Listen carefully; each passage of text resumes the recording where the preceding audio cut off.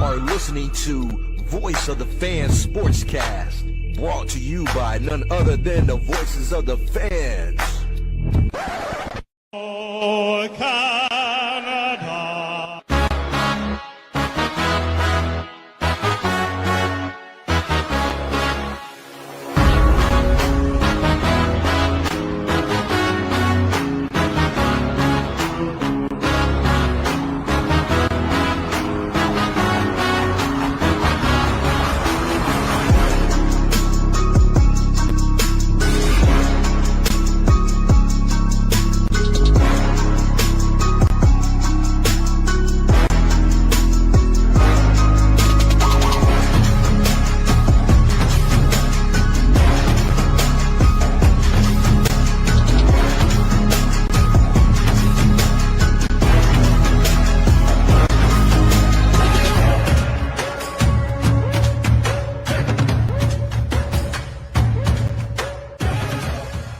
For Thursday, the 5th of June, I'm Randy Katarey. This is Voice of the Fans Canada. Thank you so much if you are watching live on YouTube or if you're catching us on your favorite podcast catcher at VOF Canada on Instagram, Twitter, Threads, as well as YouTube, of course. When it's this time of the year, sports fans are certainly talking about the playoffs, and that's what we'll be doing for this evening. Of course, the Edmonton Oilers took Game 1 of the Stanley Cup Final against the Florida Panthers, a rematch of last year's Stanley Cup Final. And later on this evening, in less than an hour, the Indiana Pacers and the OKC Thunder will start the NBA Finals. That, of course, in Oklahoma City. The winner of the NBA Finals will be bringing their franchise's first NBA championship. We will stick with basketball and we'll gauge reaction to the surprise firing in New York with involving Tom Thibodeau. And Giannis Antetokounmpo and the Milwaukee Bucks may not be much longer. Apparently he wants out. Apparently the Toronto Raptors are a front runner to land Giannis, and we'll be discussing a few more things, including the Colorado Rockies. I don't know what's really good to talk about with the Colorado Rockies, but why don't you stick around and you'll soon find out. The Roundtable has assembled once again. Tony Antoniou is here. Tony, how are you? Randy, I'm awesome. How are you? I'm doing great, Tony. This is a 5-pack for this evening. This is the first time weird. we've experienced. It is. Wow. It is. It's Yeah. crowded. It's so crowded here. Always a fixture to Voice of the Fans Canada is Neel Katarey. Neel, what's going on? Good to be with you again, Randy. Great to have you. And a couple of friends to Voice of the Fans Canada is joining us once again. Be sure to catch Jake Cardinale as he is talking sports with Jake on X. Joining us from up the road in from his hometown in New Jersey, I believe. He's in school in New York. I apologize. He's in Connecticut. That part I did get right, Jake. Yes, I'm almost from school, thankfully. You're almost done school. Great to hear. Hopefully you had a great school year. And it was close to a year when we first crossed paths with our final panelist. He is currently in Pennsylvania, but he is New York strong. He is Matt Hoffman. Matt, great to see you again. Thanks for having me, man. No, the pleasure is definitely mine. Before we get into it, Matt, Jake, I think I could speak for Tony and Matt, where finally the weather is starting to get warmer around our neck of the woods. And sure, Canada is known for some cold weather, but May was a little bit cooler than previous Mays. And now that the weather's getting a little better, the RBC Canadian Open, the PGA, is actually north of Toronto and is this week's stop on the PGA circuit. It's funny, when the NBA and the NHL playoffs start, we have all this hockey and basketball to choose from, and now we're at the finals. And when there's an off day, it's a pretty quiet evening. But In terms of your sports calendars for the summer, fellas, I mean, is there anything that you're looking forward to? Open to the table.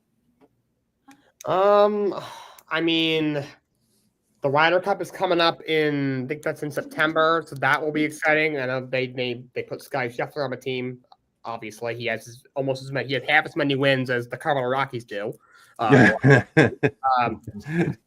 This is I think only I'm excited for, but SummerSlam is also coming up the beginning of August. Where are they having a SummerSlam? At MetLife Stadium, actually. Oh, at MetLife. Okay, you're going to it? I wish I do not have that money right now.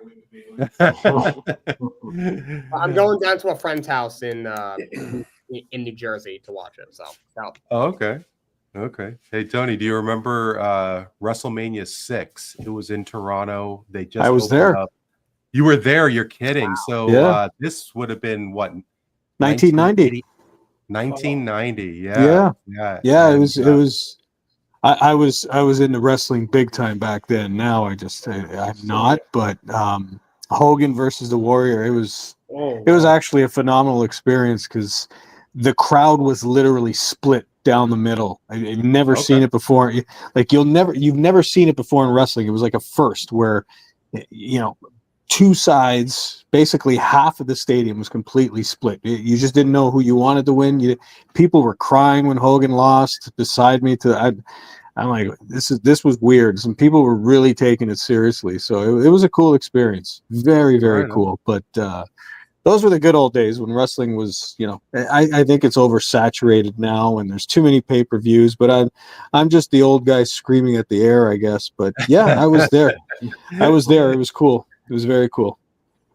I gotta say, wrestling has kind of found an emergence. I mean, like, I am a little surprised that it has gotten as popular as it is. Jacob, what is it like? I'm assuming that you've been into wrestling since as long as you can remember. I mean, what is it that makes you so fond of wrestling? Because, like, I speak for Tony. Neel, I don't know if you were into it once upon a time. Absolutely was, man. I was going to say the same thing as Tony. Maddie, how about you? Were you there as well, Neel? No, I wasn't there. Oh, okay. But I was deep into it back in the day. Yeah. Oh, yeah. Yeah. Maddie, how about you? I'm an active fan as well. I've been watching for as long as I can remember watching TV. So what is it? I mean, is it? Did you guys lose a little bit of interest and they picked it back up, or has it always been something that you've been fond of since you can remember? For myself, it was good for when I was younger, and then I did step away, not so much because of wrestling changing, but because of my life changing, kind of. Okay. So it was a little bit different for me, but as an adult, got back into it. I love the storylines. I love the drama. That it's a different version of drama than reality TV show drama. So the storylines are fun to follow. It's the characters are fun and interesting, and the costumes. It's all a big shindig. Yeah. Yeah, it's the uber masculine soap opera, so to speak. And men, it's a fantasy for men. The stories have everything. The personalities are strong, warrior, gladiator types. It's violent. It's confrontational. There's a lot of backstabbing. There's a lot of teaming up. There's just and obviously the wrestling that goes. We're not even talking about the actual physical feat of wrestling, which is a very impressive thing, regardless of the genuineness of the, sport itself. As far as it still takes an immense amount of skill to be able to put yourself through that every single day. And for me, just like Tony, I was a huge wrestling fan until probably the late 90s. Early 2000s.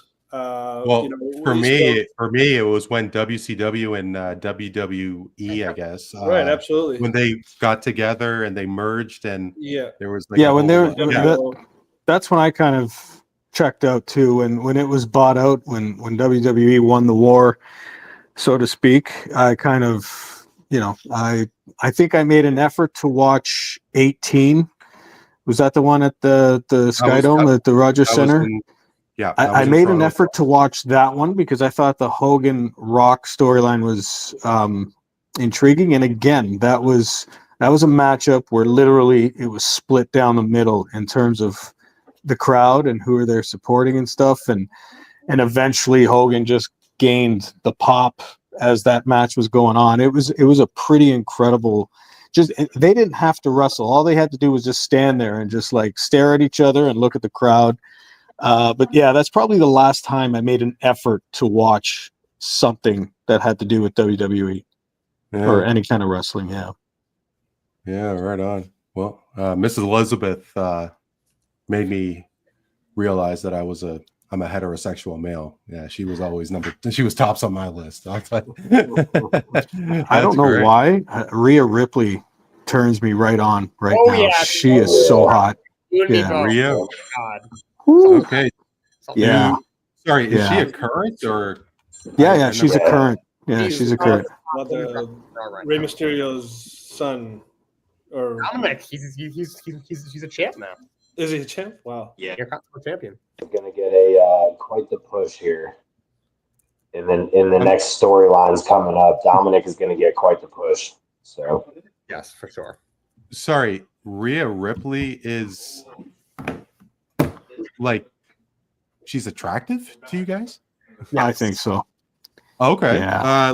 I'm seeing one picture here, like I don't know how I feel about it. I get, but see, as a fan, I get your confusion also because a lot of people have that mentality of like she's got too much bulk, she wears too much makeup, it's all goth and weird and creepy. There are, that is very appealing to the wrestling crowd specifically, I think.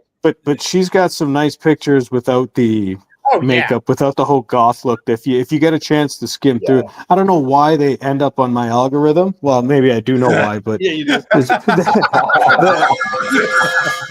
The picture, a lot of her pictures spend quite a few times popping up on my Instagram now. I don't know why, but yeah, that's about the only good thing about wrestling for me right now. Well, there is I don't know if she's still around, but and she might even be British or Australian as well, but she was like a little thing, but she had pale white skin and long brunette hair. I'm sure if I was able to Google her, I could like she was a looker. But was she kind of like a little bit spooky looking like that though? She wore like kind of the heavy makeup. Yeah. Well, are we talking about Paige? Paige. Okay. I still Paige remember. She was English, I believe, or she was definitely from over in the European area. They made a movie about it, actually. Wasn't Paige the one? Wasn't Paige the one who was doing a threesome on video? There was a sex video that came out. Was it her?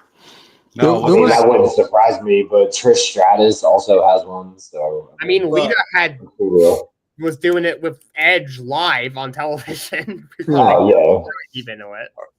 Tony, are you thinking of Candice Michelle? No, it wasn't Sable, was it? I think it was this Paige chick. I'm pretty sure. It was actually with two other wrestlers. She was doing the video came out.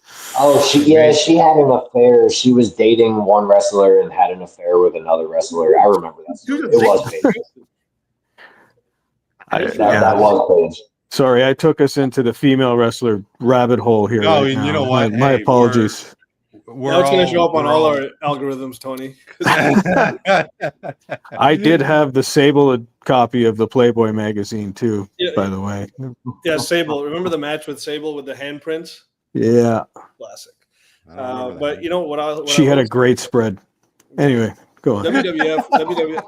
You know, the key guy in all of it was Vince McMahon, though. And I don't know if you guys have seen the recent documentary on Vince McMahon. It's a wonderful documentary. It's so riveting, actually. But it kind of just took me back and reminded me of all those days where I loved watching this guy be the heel, so to speak, coming out there, arms, the way he swung his arms and stuff like that. The way he was probably my favorite character ever in wrestling was Vince, the character. And you know, on that note, have you guys ever seen the movie The Wrestler, the movie? Oh, absolutely. Phenomenal movie. Excellent movie. Yeah. Oh, yeah. Movie. If you're a fan of wrestling or even just great movies, that's one to watch. Oh, yeah. For sure. Great. Well, yeah, that was a fun start to tonight's episode, fellas. But hey, in less than an hour, they're going to get down to the business in the NBA with Game 1 of the NBA Finals. Of course, it is with the Oklahoma City Thunder and the Indiana Pacers. But before we get into that, Jake, it was a bit of a different experience for you and for Knicks Nation. Of course, an exciting experience. The Knicks disposed of the Detroit Pistons, and then they took out the Boston Celtics, Jason Tatum aside. But they made the conference final for the first time in 25 years. 25 years. No, some of us were. And we do definitely remember the rivalry between New York and Indiana. And it just brought a lot of basketball purists back to that incredible rivalry with Reggie Miller and, to a degree, Spike Lee. But, from our vantage point, Jake, obviously the Big Apple, all of New York, dare I say all of the U.S. was very interested in the Eastern Conference Finals. How hyped were you? I was very, very excited. I go to school very close to New England, so there's a lot of Boston sports fans up here. So the first time I had class followed them after they beat the Celtics, I wore my Jalen Brunson jersey and my Knicks theme shorts and my Knicks cap. So that was a lot of fun. And the first time I've ever seen the New York Knicks in the conference finals. The last time that happened was 2000. I wasn't around yet. So it was just really, really exciting, really tough finish. Obviously, unfortunate end, but it was a lot of fun and very exciting to see the Knicks in the conference finals. We saw the video, of course, that certain Knicks fans took to the Pacers fan, who coincidentally enough was a New York firefighter. And, I remember the honeymoon period. Neel and Tony definitely remember when the Raptors made the conference final for the first time, and they kept running into LeBron James. And we all know how things ended up with that, with those scenarios. But, you have to think that perhaps the Knicks have a chance of doing it all over again. That being said, you have to think that the excitement and the hype and the insanity of the Big Apple is going to continue until they make the NBA Finals, no matter how many failures they have in the conference finals. Would you not? Yeah, that's obviously the next step for them. The previous 2 years before this year, they were in the conference semis. Then they're in the conference finals. The NBA Finals has to be the next step, and then hopefully win the NBA Finals. Hopefully that's what culminates everything. Yeah, and for the most part, though, Maddie, I mean, before we had gone to air, and in the previous episode when you joined us back last summer, you had mentioned that you are a Brooklyn Nets fan. And, I have a feeling I know what the answer is. But as a Nets fan, I mean, what was your position in terms of New York in the conference finals there? I mean, were you kind of cheering for them, or were you resentful in a way? Not at all resentful, because Brooklyn is god awful. And until they do something different, I don't have any hope of my team making it. So I did kind of jump on the New York bandwagon, just because, again, I pretty much represent all the New York teams except for hockey. So I did want to see them do better, but I mean, obviously there were some clear as day issues that were not addressed throughout the 6-game series. So, I mean, that's kind of just what you get. One team outplayed another, and here we are. Is it fair to say that before the Nets moved to Brooklyn, were the Knicks the big rival, or would it potentially have been the Sixers? I mean, they kind of had rivalries with both of them to an extent, but also with Boston as well. I mean, that was not necessarily the greatest division to be in. I don't think it made it any better or worse when they went to New York. I don't think it really changed much between the two New York teams now. But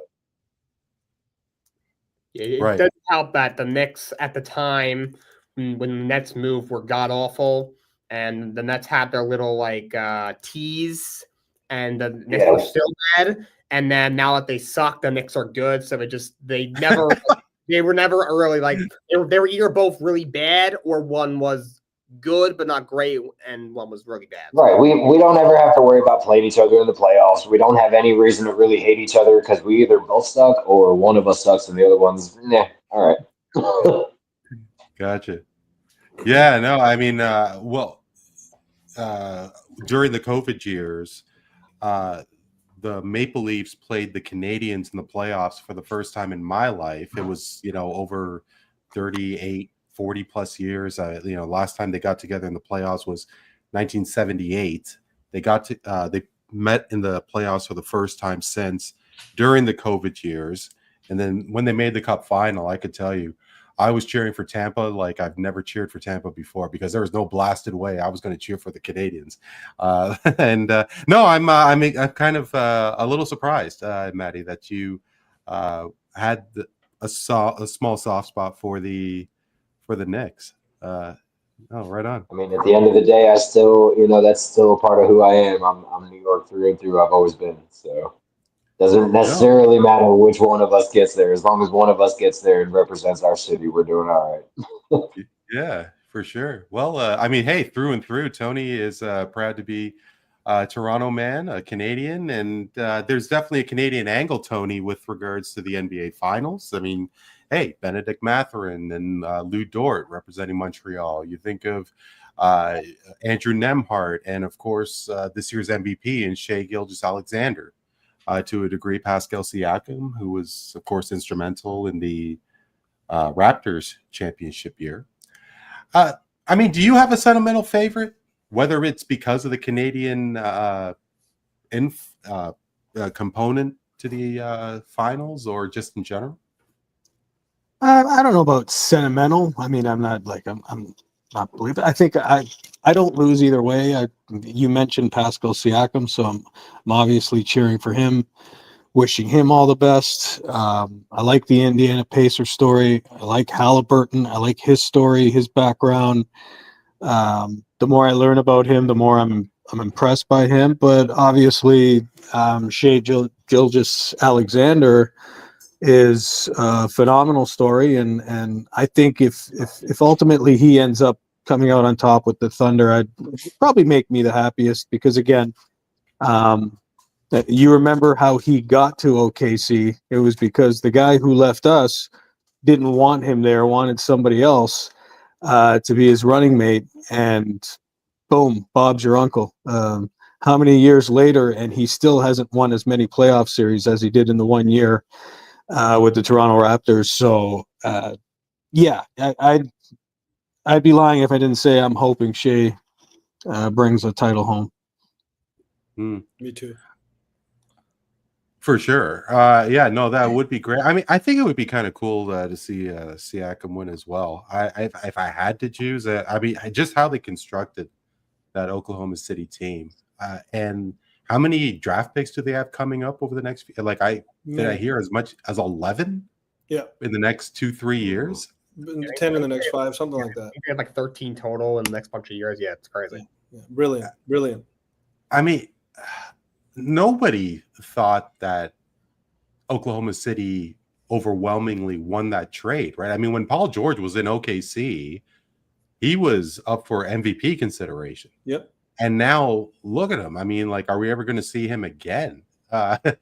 It's just incredible. I mean, and he wanted out of OKC. Imagine if he was happy. Imagine if Kawhi didn't demand George to get Paul George. Where would the Thunder be? Incredible. Neel, before we get off the finals, the big buzz was potentially how much of a can't miss the NBA Finals would be we saw it in the World Series, the Dodgers and the Yankees in the World Series there. And sure, it was a ratings bonanza. But so what? I mean, I guess what my question is that sure, there may be a ratings drop with Indiana instead of the New York Knicks in these NBA finals.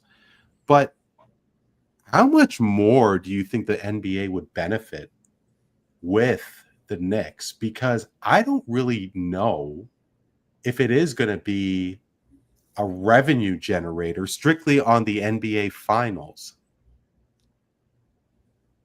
Neel. Well, for sure, I think that from a revenue standpoint, the Knicks not being there, the Lakers not being there, large market, mainly those two teams, to be honest, in the NBA, just like the Yankees, Dodgers in baseball, there is a certain level of ratings clout that you get just from those franchises being there. They're worldwide sort of franchises in a way. They're entities that are known the world over. Kids in third world countries are wearing Laker jerseys, Knicks jerseys, but I'm sure they're wearing Steph jerseys in Golden State as well. No, you're right, and that's because Golden State has recently become that sort of institution in a way. But what I would say is, yeah, the Indiana Pacers being there instead of the New York Knicks does most likely cause a rating slump, relatively speaking. However, I think the NBA actually wins with the Pacers being in here, not in the short term, but in the long term, because the rest of the league is looking at the Oklahoma City Thunder and the Indiana Pacers, and what are they seeing? They're seeing that you can't just buy your way to a great team. You can't just buy these superstars that are ill-fitting, paying 5 first-round picks for Mikal Bridges, who is one would say a glorified role player to some people, a glorified 3-and-D guy. I don't even think he's as good as OG Anunoby, to be quite honest. You look at Karl Anthony Towns, they paid a high price for him with a questionable fit, and, what they sacrificed was depth. They had literally nothing. And let's not go here blaming Thibs for not playing a bench. There was no bench that existed in the first place for them to viably throw out there. But look at the Pacers and look at the Oklahoma City Thunder. What you have is you have an NBA Finals with the two deepest, most well-constructed teams in the league going head-to-head. And the whole league is going to look at this. You mentioned Paul George, the Paul George trade. First of all, Sam Presti is by far and away the best executive in the league, and I guarantee you, if he was the GM of the Clippers in that transaction, there is no way in hell that so much of a package would have gone out for Paul George. And certainly, I think he would have probably recognized what he had in Shea a little bit better than what they did. But that's neither here nor there. What I'm trying to say is that the NBA may have lost out short term, the ratings, yes, but the Knicks and the Lakers, historically, who have tried to buy their way to championships through acquiring superstars, it doesn't work out very well all the time. For the Lakers, I guess they have a pretty good hit rate, but for the Knicks, they've been doing this for the last many, many years, and they've been terrible at it. Carmelo Anthony, Amari Stoudemire, go up and down the list. This is the first time they've tasted some real success, like Jake mentioned, in 25 years. And even back then, 25 years, that was a better, more intricately constructed Knicks team back then than the usual Knicks team that contends. So I think that if the league is moving now towards prioritizing depth, prioritizing fit, prioritizing chemistry, all of us purists of the game are going to be treated to better basketball in the years to come. Instead of this clunky iso ball, your one player is injured, your season is done kind of situation. And I think the NBA ultimately will benefit from that. Now, are there enough basketball purists to pay attention to the basketball rather than the jersey logos? Well, that's a discussion for another day. I mean, I think to your point, to what you just said, though, I mean, I think globally, the world would take to an Oklahoma City Thunder. Because, look, I think so. I mean, anybody disagree? Because it seems that those guys really enjoy each other, that, there is a international feel. Yeah, sure, Canada. But I think that, if they actually do run this thing through, I mean, I think they could be huge. What do you guys think? Especially, Jake, Matt, I mean, I think that OKC could have a real national appeal and beyond. I mean, you never know. They're a great team. I think it's harder. I think people need to realize windows in the NBA are very, very short with the second apron. So the Thunder, I do believe are going to win the NBA championship. I want to spoil my pick for maybe a second that we're going to do, but I do. They are going to have to pay. Shea is going to get a ridiculous deal. Jalen Williams is going to get a huge deal. Chet Holmgren is going to get a huge deal. And at that point, they're in a better situation than some other teams because of how many picks they have, so they can get Nikola Topic back next year. But because of the second apron, teams' windows are so small, so you never know. The Thunder could win this year, and then we look back in 3 years and they haven't gone out of the second round. I don't think that'll be the case because of how many picks they have, so they'll be able to improve their team through a draft there the most. So that's the only reason why I think they wouldn't get huge. If they turn us into a dynasty, I see no reason why that they can't be. It wouldn't be that much different than when Golden State did it. But it's possible we see the last bunch of years teams get a championship. Look at the window is wide open until it's not. Yeah, and I would say, I agree with everything that Jake just said. First of all, I think OKC is uniquely set up to become the next dynasty and possibly one of the greatest dynasties we've ever seen in this sport.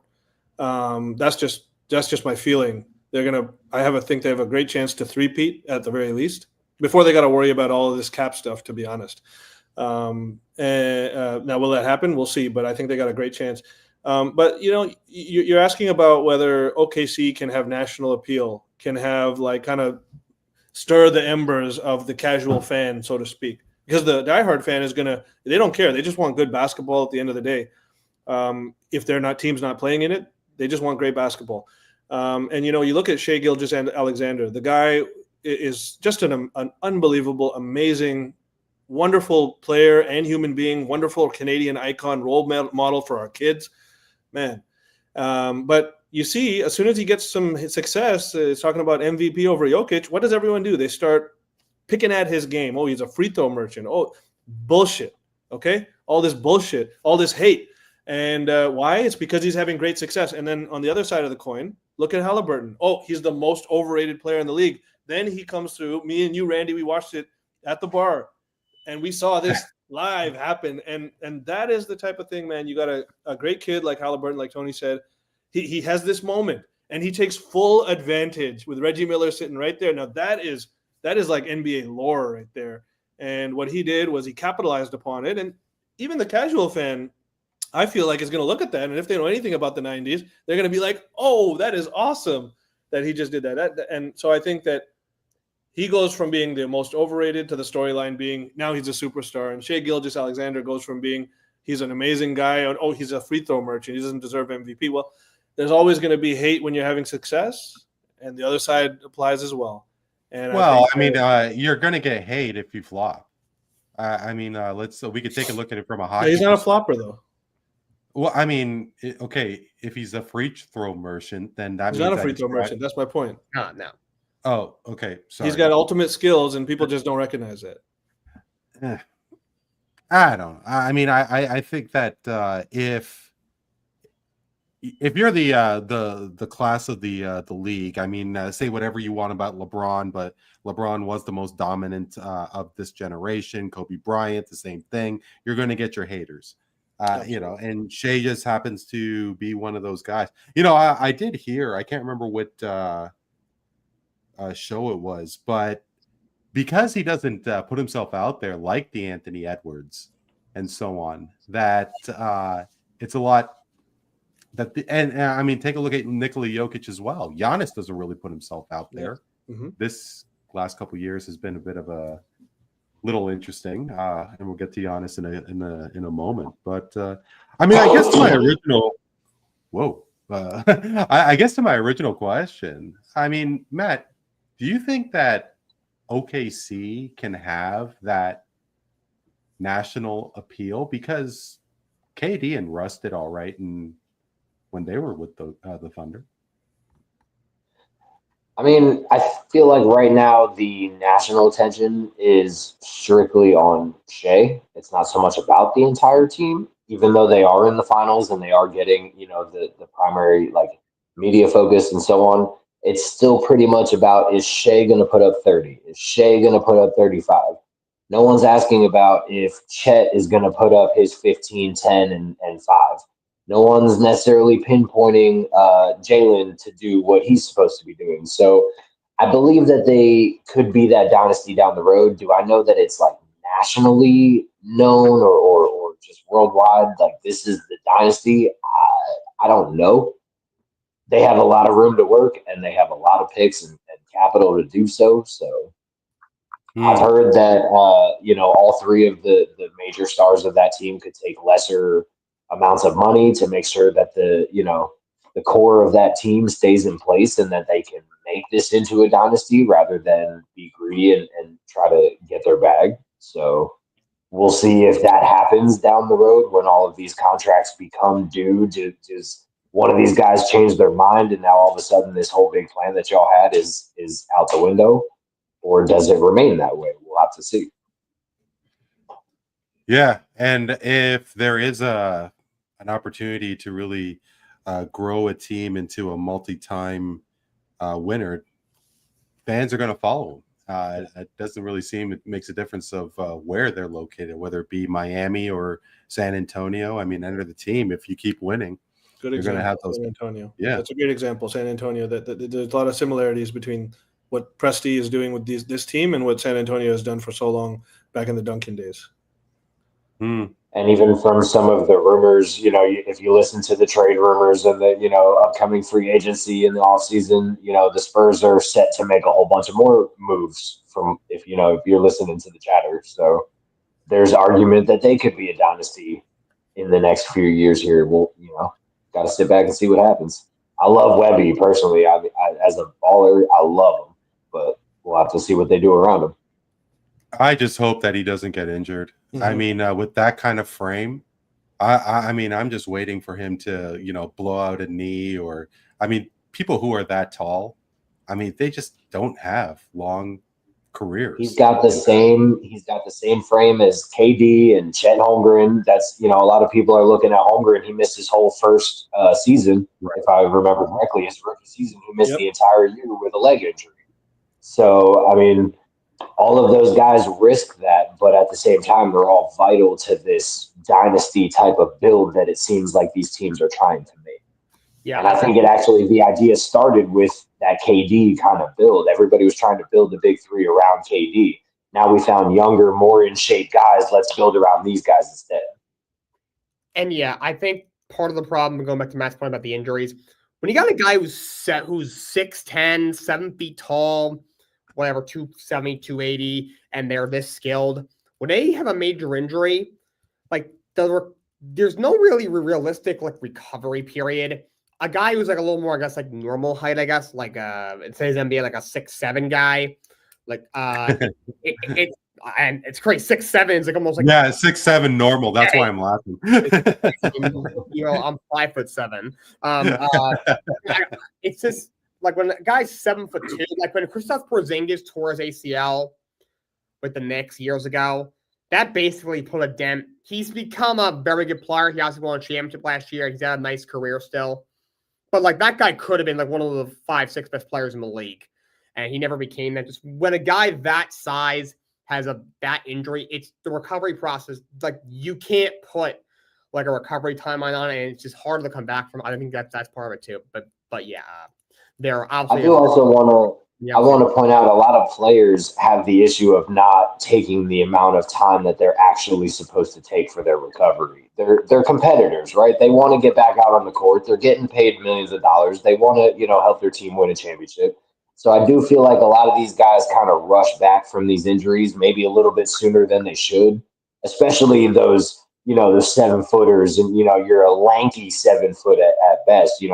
Some of these guys barely top 220. At 7 foot. So well, you're talking about NBA players trying to rush back? Really? Yeah. Oh, I don't know where I've been. Anyway. I stand on it. I watched KD do it way too many times. I hate to see it, but he did it to my Brooklyn Nets. So another guy I think of is Yao Ming as well. He was a little thicker than some of the guys you guys are talking about, but he had like chronic feet problems, if I'm not mistaken, right? Like just devastated his career pretty much, and he was a talent. But he was an unbelievable player. It's tough being tall. I'll never know what that feels like, but I'm sure it's tough being tall. Yeah. And I think with Yao, like you said, he was a little bit bulkier. He had that extra, little bit of weight landing on his feet and on his ankles. That's where the issues were. Yeah. As opposed to like KD and Chet, I believe it was both of them had knee problems specifically, not feet and ankle problems. Well, I want to say that Chet broke wasn't it a leg break for Chet? I feel like it was a foot issue. I could be wrong.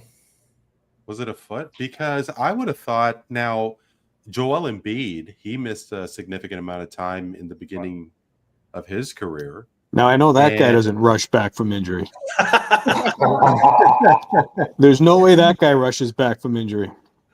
But, as Matt, as you were saying there, and I knew Tony's reaction was going to be what it was, and I do agree with Tony that how much are they rushing back these days? All these games that are that they're taking off for load management, and Jake, I think you were alluding to it, a few minutes ago, that if one of those elite players are out, then everybody's going to sit out. I mean, take a look at the Raptors. How many games did could quickly have played, and not only Bruce Brown, but I mean, it was the walking wounded. But how wounded were they? I think it's all relative to the urgency. I mean, we had zero urgency, so who cares if these guys sit out longer? I'm sure a lot of them, Scotty, Quickly, and many other teams, same thing. They sit out because, in effect, that is a very easy factor to add to your tanking process or semi-tanking process, whatever you want to call it.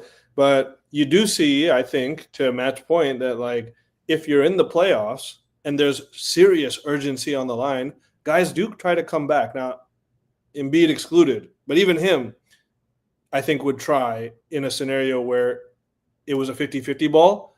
Most guys with any sort of competitive heart would come back onto the court, even if it put themselves at exponentially higher risk.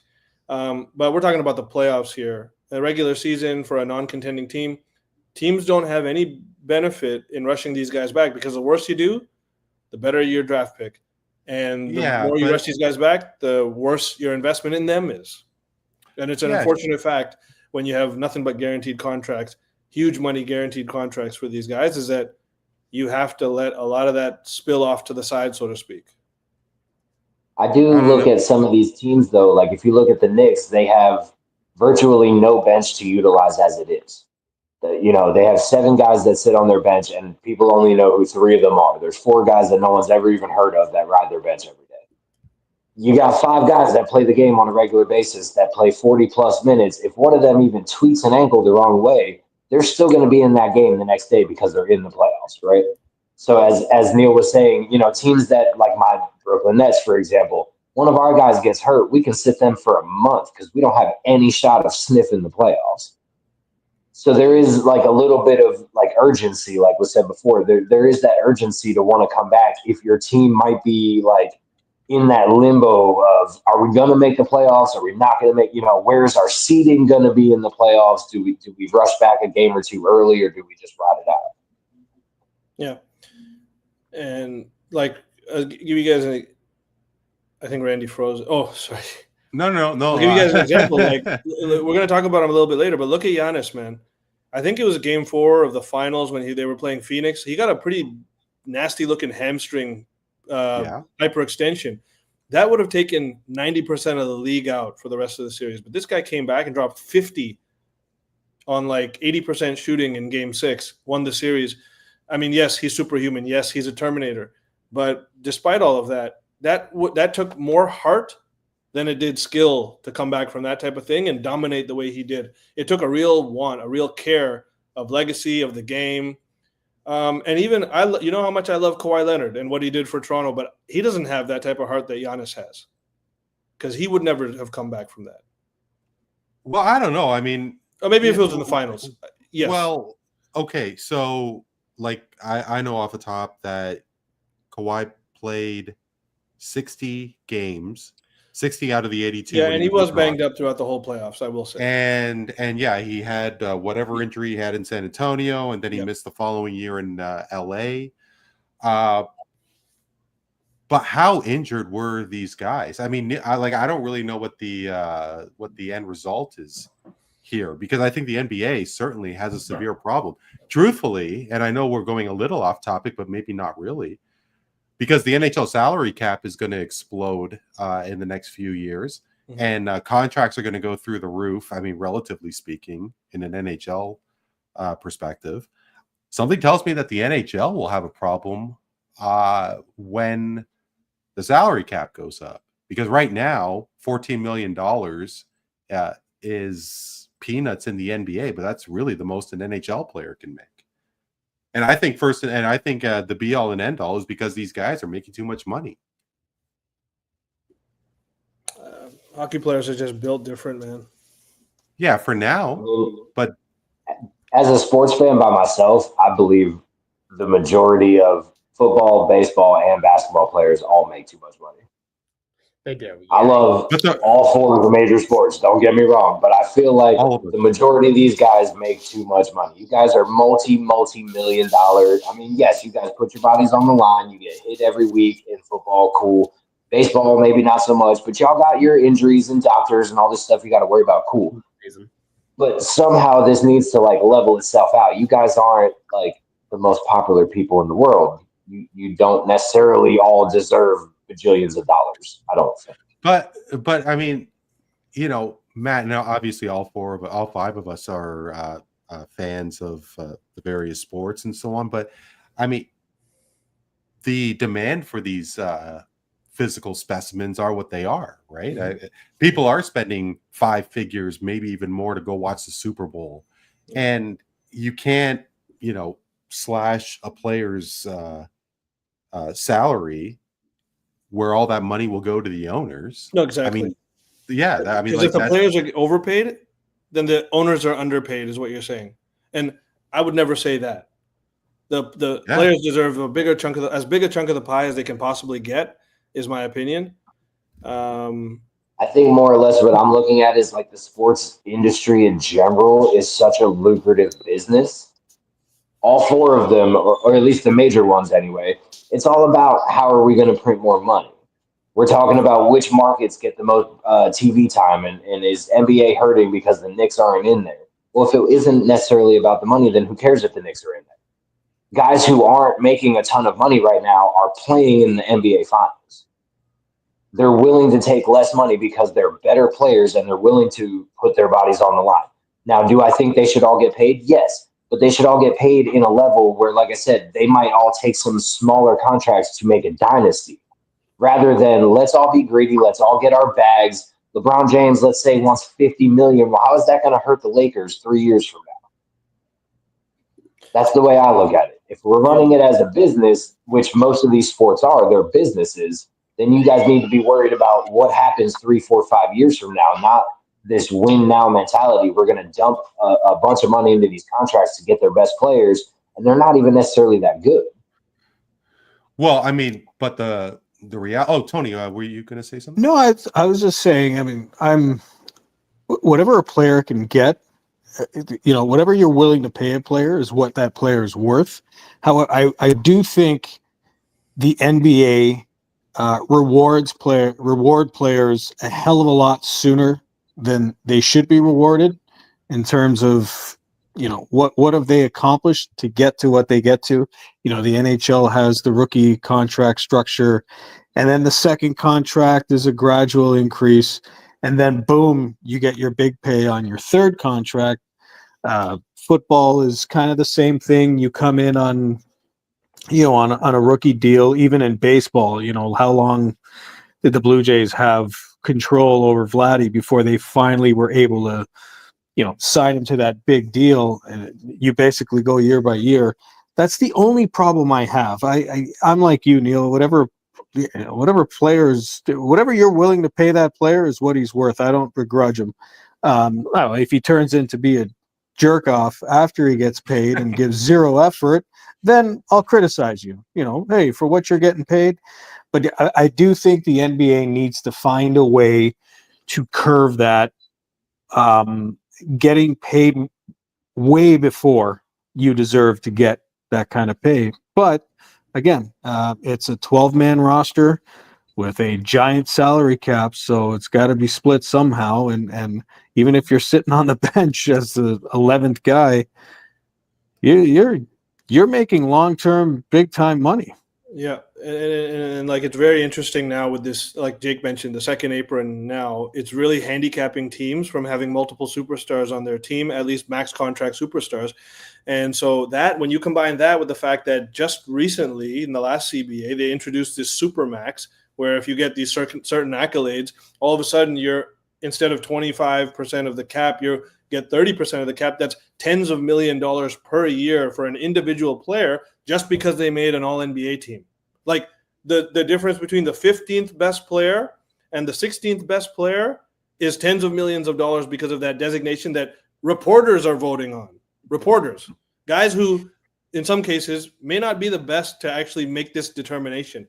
And so you combine all of that with the fact that OKC and Indiana Pacers are showing us that depth may be the thing to prioritize going forward, not big names, not big talents, but depth and chemistry. And so just as an example, look at Jaren Jackson Jr. from the Memphis Grizzlies. This guy was this close to making All-NBA third team this year. Now, you know who's happy he did not make All-NBA third team? The Memphis Grizzlies. Because they do not want to pay that guy $10 million more per year just because he was designated the 15th best instead of the 17th best player in the league.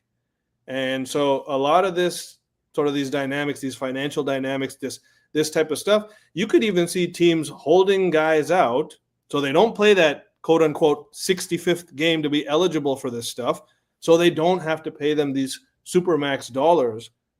You might see a lot of that going forward because this cap management stuff is really going to matter, and it's really going to take on a whole level of cunningness that is not always going to be player friendly going forward.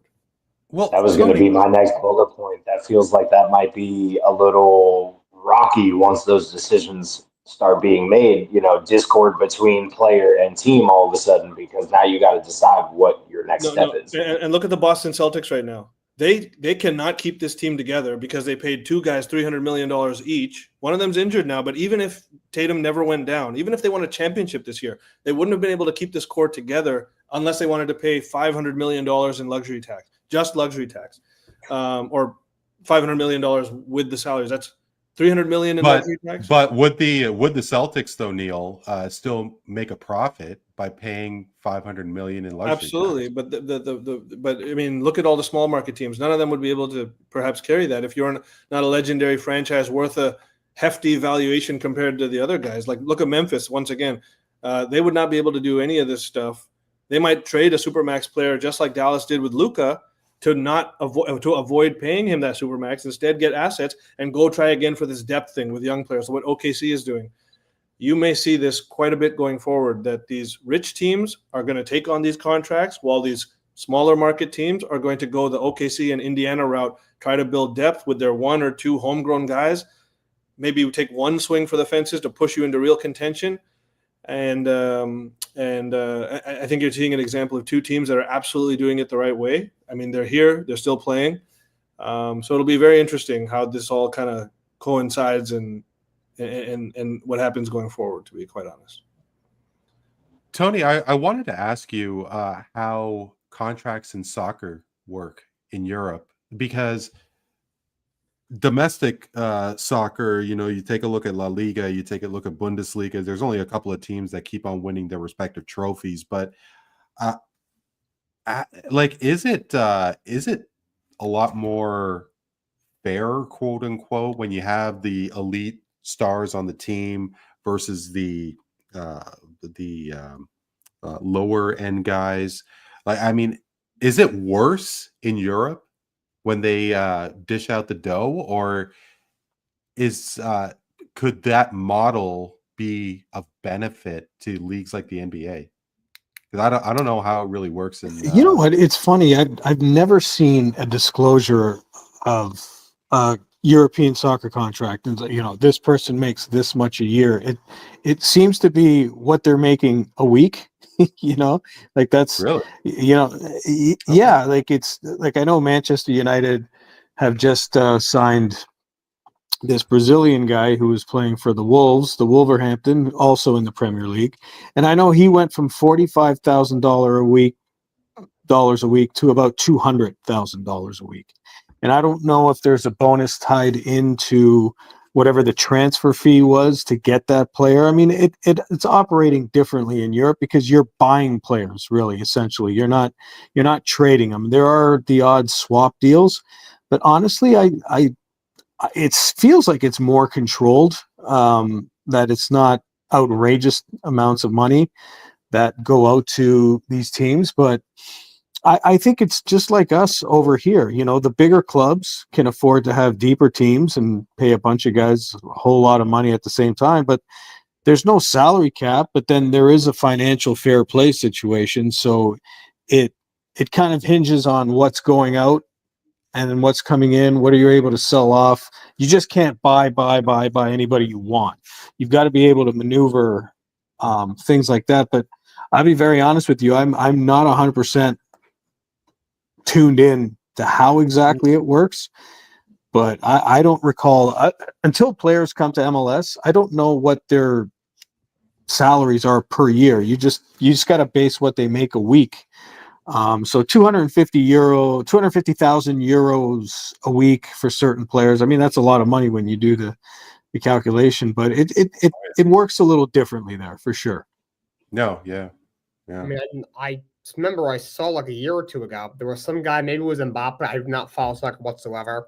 He got like an $800 million offer. He turned it down because the Saudi, in the Saudi Arabian League, yeah, something to do with like his girlfriend or his fiance, how she identified or something like that. The people who run that country over there, I guess don't treat those kind of people the right way. It was something like that. I think was like the reasoning behind it. But I was like 800. It was something like $800 million. It was like $1 billion. It was just so insane. Like I remember when Cristiano Ronaldo got his contract a couple of years ago. It was like over $1 billion. And like me not having watched like 5 soccer games my whole life, I'm like, what? Yeah, but I mean, soccer is what it is, right? I mean, obviously, football, American football in the U.S. is just an absolute monster. Dare I say, times it by 10 for soccer in Europe. It is the global game. I mean, every single country plays European football, and it is only so limited. Beyond the United States, it sprinkles here and there in Europe, American football. But I mean, soccer is just football. American football is one thing. European football, I mean, that's just a different beast altogether. Anyway, but I mean, especially with the Tatum injury and just looking at how these contracts are doled out, you have to wonder if there is going to be a changing of the guard with regards to how payrolls are going to be structured going forward, because the Boston Celtics are now thinking about trading Jaylen Brown, and are they going to be taking a real step back, the Celtics, especially with the Tatum injury? And Tony, could the Raptors be taking a step forward potentially, or is it going to be status quo, or is Giannis going to stay with the Milwaukee Bucks? Of course, the Greek Freak has created quite the resume, and it was all Milwaukee. He did win that championship, and there was such a love affair with Giannis Antetokounmpo and the Milwaukee Bucks, but there is a belief that he is looking for a trade. And Brian Windhorst did say that the Toronto Raptors is a team that is in the running for Giannis' services. And is it really going to happen again, Tony? I mean, do you think that there actually is a shot that Giannis could get traded here? A trade is one thing, and okay, fine, but I still haven't recovered from Shohei Ohtani and that nonsense that happened with the Jays. Is it going to happen again with Giannis? Well, if Giannis was a baseball player, then you could believe that he's not coming to Toronto. But seeing that our president has done this before, he's pulled off the Kawhi Leonard deal, I don't see why not. And I'm sure there's a relationship with Giannis there as well. So I think it is possible. I don't think it's one of those situations where the Raptors are being used as a pawn. Now, obviously, what the roster looks like is going to be a factor for him, but I think it's very possible. Do I put them as the favorite? Maybe not. Probably not. But is it possible? Absolutely. I don't think. I think because of where he's from, he's a lot more cultured. No offense to my American counterparts here. He doesn't look at it like, oh, it's not an American city. He obviously looks at Toronto differently than, what Stephen A. Smith looks at Toronto like. And there's a heavy Greek community here. And as a fellow Greek, I would certainly welcome him with open arms and shots of ouzo and Greek moonshine. But yes, short answer, it is possible because we've seen Masai do this before and it worked. Yeah, I do have. Sorry, Jake, please. I was saying, yeah, I agree. I think they have a shot, but I wouldn't put them as a favorite. But they have a shot. Tony mentioned what would the roster look like after the trade. I would like to think would they be an automatic title contender? Maybe not. But yeah, I would say they have a shot. It's not like there's no chance in hell. Yeah, no chance in hell, sure, but. And I guess, and I'm assuming that Giannis doesn't have a no trade clause, but anything is possible, sure. But and I guess it's not free agency, and just like with the Blue Jays, and not only with Shohei Ohtani, but Juan Soto years ago. This all started with Darvish. I remember that there was a possibility of Darvish becoming a Toronto Blue Jay, to start his career, but. It could be potentially be a king's ransom. And, Neel, of course, there is a lot of deck shuffling with MLSE, the parent company of not only the Toronto Raptors, but the Toronto Maple Leafs, Toronto FC. And they did remove Brendan Shanahan as president. And there is a belief that they are not going to re-sign Masai Ujiri when his contract is up next year? Or do you think that this whole Giannis situation, and if he does land Antetokounmpo, that Masai could save his job? I'm not sure how much jeopardy Masai's job really is in. And I mean, comparing him to Brendan Shanahan is comparing an apple to an orange, specifically an apple that's won a championship to an orange that has done squat, really. And so but a president is a president, and they're not. And truly, okay. Well, what does a president do versus a general manager? Number one. What is the difference? What actually is the difference of responsibilities between Masai and Bobby Webster? Okay, so I know the answer to that. Masai is still making all the personnel decisions. Bobby Webster is mainly crunching the numbers. He's the analyzer. He's the, have you ever seen Wolf of Wall Street? Masai is Leonardo DiCaprio, and Jonah Hill is Bobby Webster. That's where we go here, okay? Or if you've seen Moneyball, Billy Bean, and again, Jonah Hill. But the whole point I'm trying to make is that whether we get Giannis or not, I don't think is going to make or break Masai's job. Masai would probably leave Toronto before we fire him, to be quite honest, unless his demands become so egregious that he's actually saying, if you give me this, wow, I can't believe you gave me this. Okay, otherwise I'll go. But to the point here is that even if we have a shot at Giannis, and if Masai is part of the reason that Giannis looks at Toronto favorably, that in and of itself is a feather in Masai's cap, no matter if Giannis ends up coming or not. And look, when it comes to Giannis specifically, I think there's three things that make the Raptors sort of fit the mold as a team that could get Giannis. Number one is his background, like Tony mentioned. He's a European guy. He's not a diva by any stretch, but I think he is yearning for a bigger city, a more brighter lights type city. And he may not want that New York smoke. He knows what New York grinds down guys. They're ruthless out there. Toronto is like the nicer cousin of New York. Now, okay? does he not have a home in New York? Did I hear that he has a home in New York? It's possible. He may just have one there, but playing there is a totally different story. Yeah.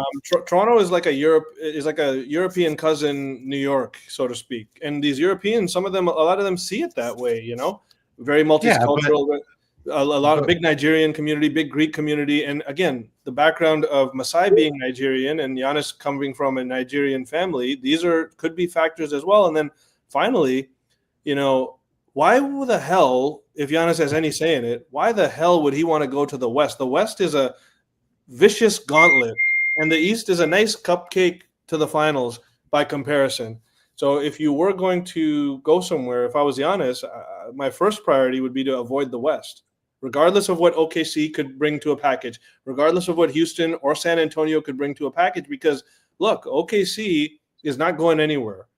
San Antonio's coming up. All of these teams, if Giannis was smart, he would stay in the East first and foremost. He's in his prime, the back end of his prime right now.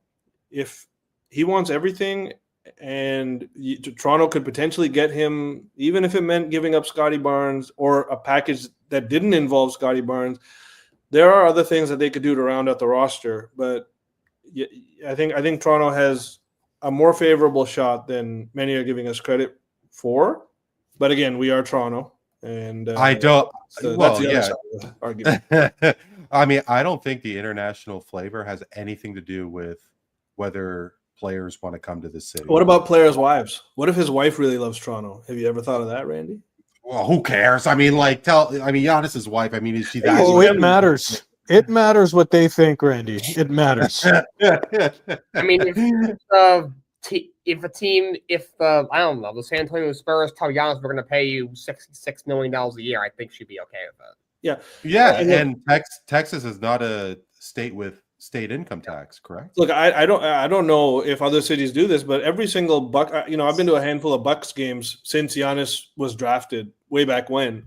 I've seen him a handful of times, and although I haven't stayed for this, I know for a fact that there's a huge Greek contingent that comes out to these games, stays after, and serenades him with these Greek songs and national anthem and stuff. And he comes out and he visits with them. Now, are other cities doing that? Possibly. Maybe New York is doing it. New York, Philadelphia. Yeah, I mean, probably. Yeah. Okay, so that's probably not a big factor, but but also, during the NBA season, there is nobody on earth that wants to be in Toronto during the winter. Well, I mean, I kind of, but I think a lot of these, it puts hair on our chest. My feeling is that a lot of these guys, specifically African players, and Giannis, they call him Greek, but he is an African player. At the end of the day, his father and mother are from Africa. He has deep roots there. They really respect this guy, Masai Ujiri, and they have a next level of respect for the fact that he is the creator of Giants of Africa. All of the relationships he has from Hakeem Olajuwon, Dikembe Mutombo, all of how he's brought up various guys through the ranks, through the system. Now, I'm not saying Giannis is one of them, but he sure knows about it. I can tell you that much. And the personality that Giannis has, I mean, he's just another guy, just like Shai Gilgeous-Alexander, wonderful role model in a league where they're becoming more rare. And these are two guys who are cream of the crop when it comes to everything they say is right. Even when Giannis is angry, when he drops philosophy after horrible series losses like he did to Miami, or this year to Indiana. He always speaks very eloquently, very mature, and is a guy that you'd like to show your son or daughter. This is how you deal with adversity or criticism or whatever it is. So I think with guys have head on a shoulder like he does, there's a lot more. He has already got a championship. He's not searching for that first championship still. No, So but he's definitely searching for that. But he's definitely searching for a championship. I agree. So that's the only reason I would say we're not the front runner. If he is, Milwaukee should be the front runner. But if you take Milwaukee out of it, I think Toronto's got as good a shot as anybody. This will be a top 3 important summer in Masai's career, in my opinion, and Giannis is a big reason why. Yeah. I guess before we tie a bow into Giannis,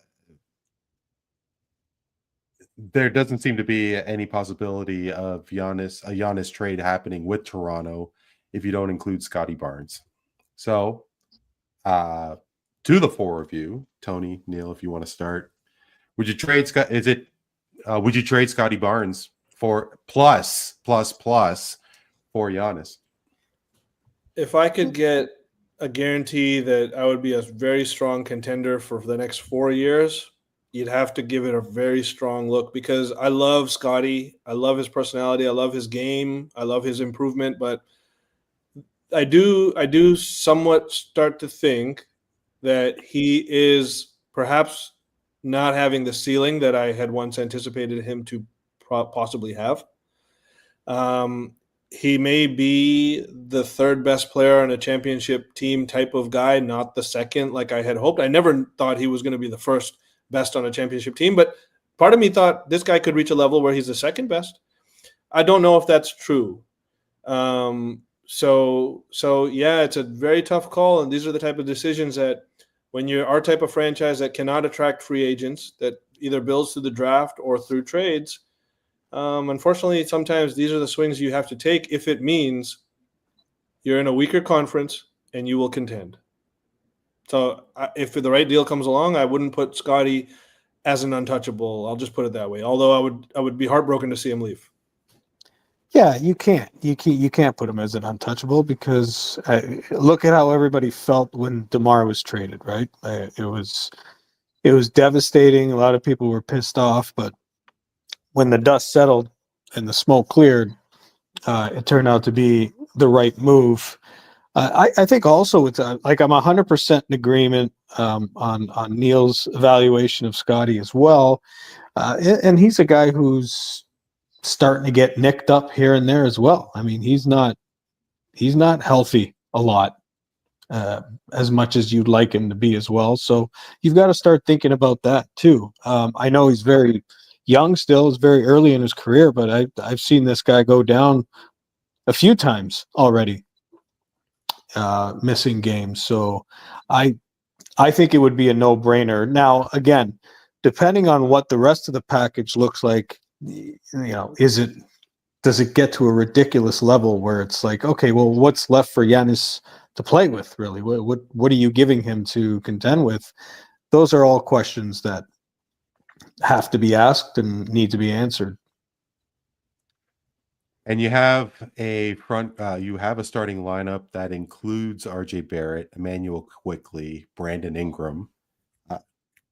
Toronto's starting 5 looks pretty good, but it's going to be more than just Scotty Barnes. And how much of that core 4, if you will, that Raptors core 4, would you break up to get Giannis over here? So, Randy, if I may just make looking now at this development of Giannis, Toronto, sometimes I wonder, did Masai have more foresight than maybe the rest of us at this potentially being a possible outcome? Was the Ingram signing an indication to Masai that I may have to let Scotty go in a deal for a superstar? Because Ingram, although he's not, the same player as Scotty, there are some things he does better than Scotty, some things he does worse for sure. And he's in a more mature state of his career and more injury risk and stuff. But if you lose Scotty, Ingram is not the worst fallback option when you consider that he can score a lot better, create his own shot, and maybe just isn't as much of a playmaker or defender. But when you have Giannis, those things are covered quite well, and what you need is more individual scoring around Giannis. That maybe Scotty would not be the most smooth fit around a guy like Giannis, to be honest. Ingram might be a better fit. And did Masai have this foresight when he signed Ingram, thinking that if I have to move Scotty for a superstar, well, this is the reason I'm doing this right now. It's possible.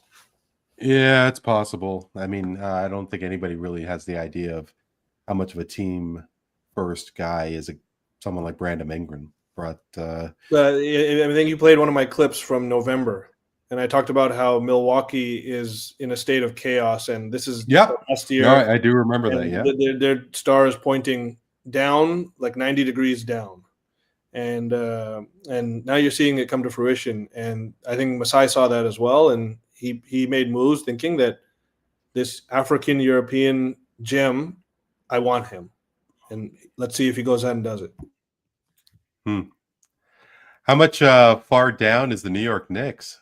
Because it was a dream season, dream season in the sense that they traveled to uncharted waters, in the sense by making the Eastern Conference Finals, and after exactly 400 games in the regular season, at least, and pretty decent run.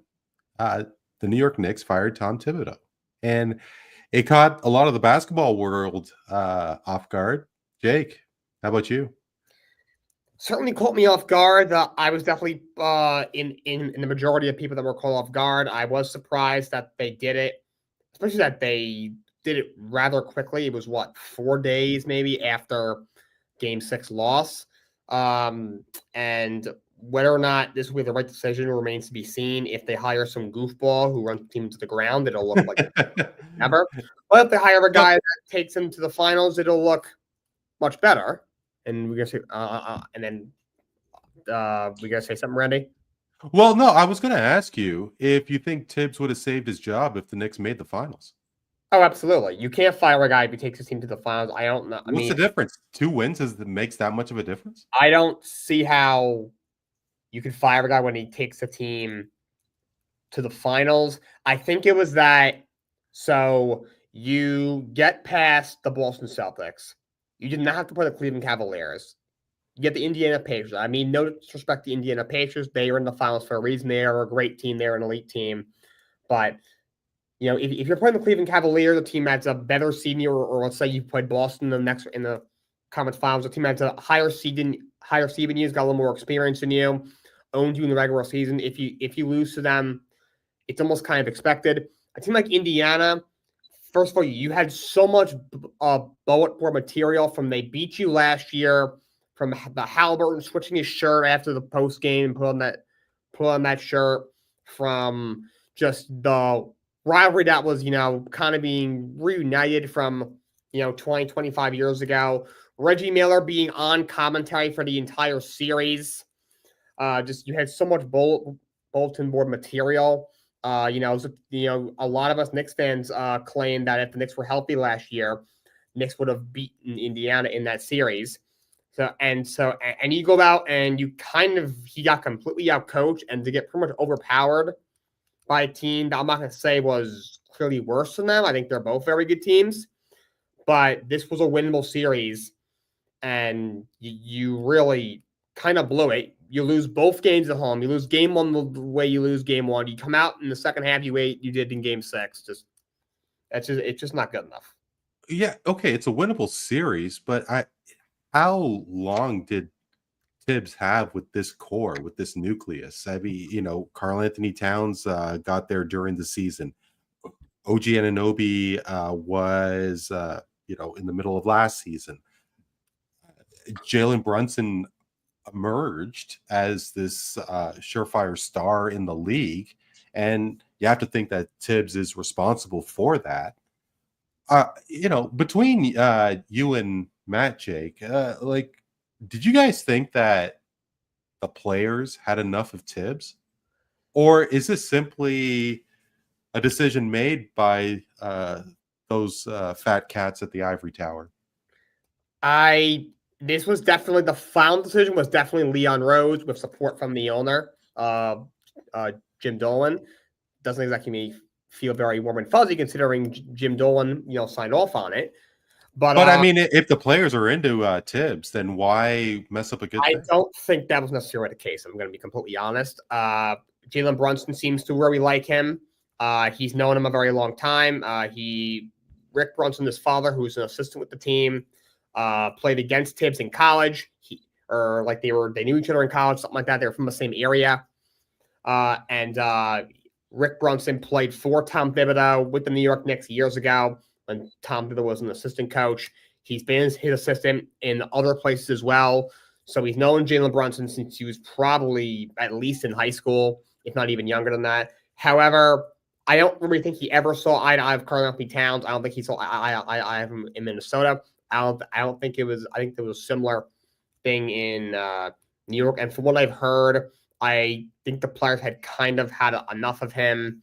And I don't think that the relationship with the players was as warm and fuzzy, just overall off the roster as where the media, whoever made it seem. Sorry, Jake, I believe they let go of his father today too, right? I haven't heard that they did. I know there's a report out there that some of the players didn't really like him and they thought he was too involved with things.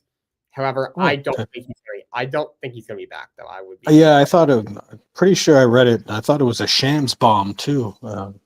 Is it a shams bomb now? Yeah, there's no more Woj bombs. No more Woj bombs. Amber alert. That's all I got. But yeah, Matt, I don't think he'll be back, though. I'd be surprised if he comes back, to be honest. Matt, what are your thoughts? I mean, just in terms of whether you were surprised or not, or I mean, Thibs has had this reputation of not using his bench, and I mean, could he have used his bench? I mean, I'm not saying that Precious Achiuwa and DeLon Wright, Cameron Payne are world beaters, of course, or that legit second unit, but he could have probably used them a couple more minutes than garbage time, essentially, right? Yeah, I'm gonna be a little bit of like the devil's advocate here. I'm not entirely sure that Thibs would have made it through to next year unless they won everything. Won everything. It doesn't mean, okay. Yeah, I'm not even sure that even if he made it to the finals and lost, I think he still could have been gone. I'm not saying for sure. I don't obviously have any inside sources, but we don't know what goes on behind closed doors. We don't know the things that get said and the moves that get made based on promises that may or may not have been made, or hey, if you get me this guy, we're going to get you this championship. So we don't know necessarily all of the conversations that had happened. As in regards to like his bench use, if I can go down like the stat rabbit hole here for a minute, because as a New York bandwagon guy, I know what it's like to also not have a bench to my team. You know, the Brooklyn Nets bench is non-existent as much as the Knicks are. So in game one, Bridges, as a Nets fan, I know Bridges very well. Not that good of a player, and especially not 46 minutes worth of game time good. That means he didn't play for 2 whole minutes. He's not that good. I don't care what coach you are. I don't know what evaluation you have of him. He is not 46 minutes. Now, they did go to overtime, so I know that kind of changed the playing time there a little bit in that first game. But he was 8 for 16, 0 for 1 from three-point land. I mean, it's average, in my opinion. For 46 minutes, you only shot the ball 16 times. You only made 50% of those shots. That's average to me. Josh Hart, 44 minutes in that same game one. 44 minutes, went 3 for 6, only had 8 points. Now, Josh Hart, they don't rely on so much for offense. They rely on him for defense. So rebounds, even some assisting here and there. He had 13 boards in that first game. So props on the defensive side of the ball. But offensively, you aren't doing anything. Game two, basically the same story. Bridges, 45 minutes. Hart, I didn't get his numbers, but I know it was somewhere in like the high 30s, low 40s. Bridges had 9 of 18, again, 50% shooting. That's just not that good. Josh Hart, 2 for 3, had 6 points, 6 rebounds, 1 assist. What did you do for 44 minutes on that floor then? I don't really understand. So then game 3, they go and they make the switch, right? They put Robinson in. We're gonna bring size. Game 3, Robinson played. I'm sorry, game 4 is when they made the switch. Game 4, Robinson played 19 minutes as a starter. So making that switch from your bench guy and relieving your starter and bringing your bench guy in, it didn't help anything when you only played that new starter, that other guy, for 19 minutes, and Josh Hart still got 36 minutes off the bench. Neither one of them did anything. So these couple of switches that they're trying to make, we're going to bring a big body, we're going to have a little body, whatever. None of it seemed to actually benefit them in any way. And every single one of these games, game 1, 6 players did not touch the court. Game 2, 7 players did not touch the court. They had 3 guys from their bench step foot on the court. And in game 1, one of them, they had him listed as playing time with 0 minutes. So he didn't even actually touch the court. It was probably for like some random timeout sub in, and then he got right back off. I mean, there is argument for not knowing how to use your bench. There were games where OG was completely irrelevant. There was nobody to back him up, though. There's nobody there, and you have 3 known, we'll call them known entities on your bench, and that's Cameron Payne, Precious, and what the hell is his name? Thank you. You have like 3 really like known entities. The other 4 guys that you have, no one's even heard of before. I had to look up who these guys were because I didn't even know they played for the Knicks before the playoffs happened. So there is something to be said for like this guy. I mean, it can't all be a coach's decision, but I mean, a lot of that does fall on the coach. You got guys playing 46, 47 minutes that don't really need to be playing that many minutes, especially at best 50% shooting. I think Bridges had 1 game where he scored 20 points, which is what you're looking from your, quote, third best player on the court.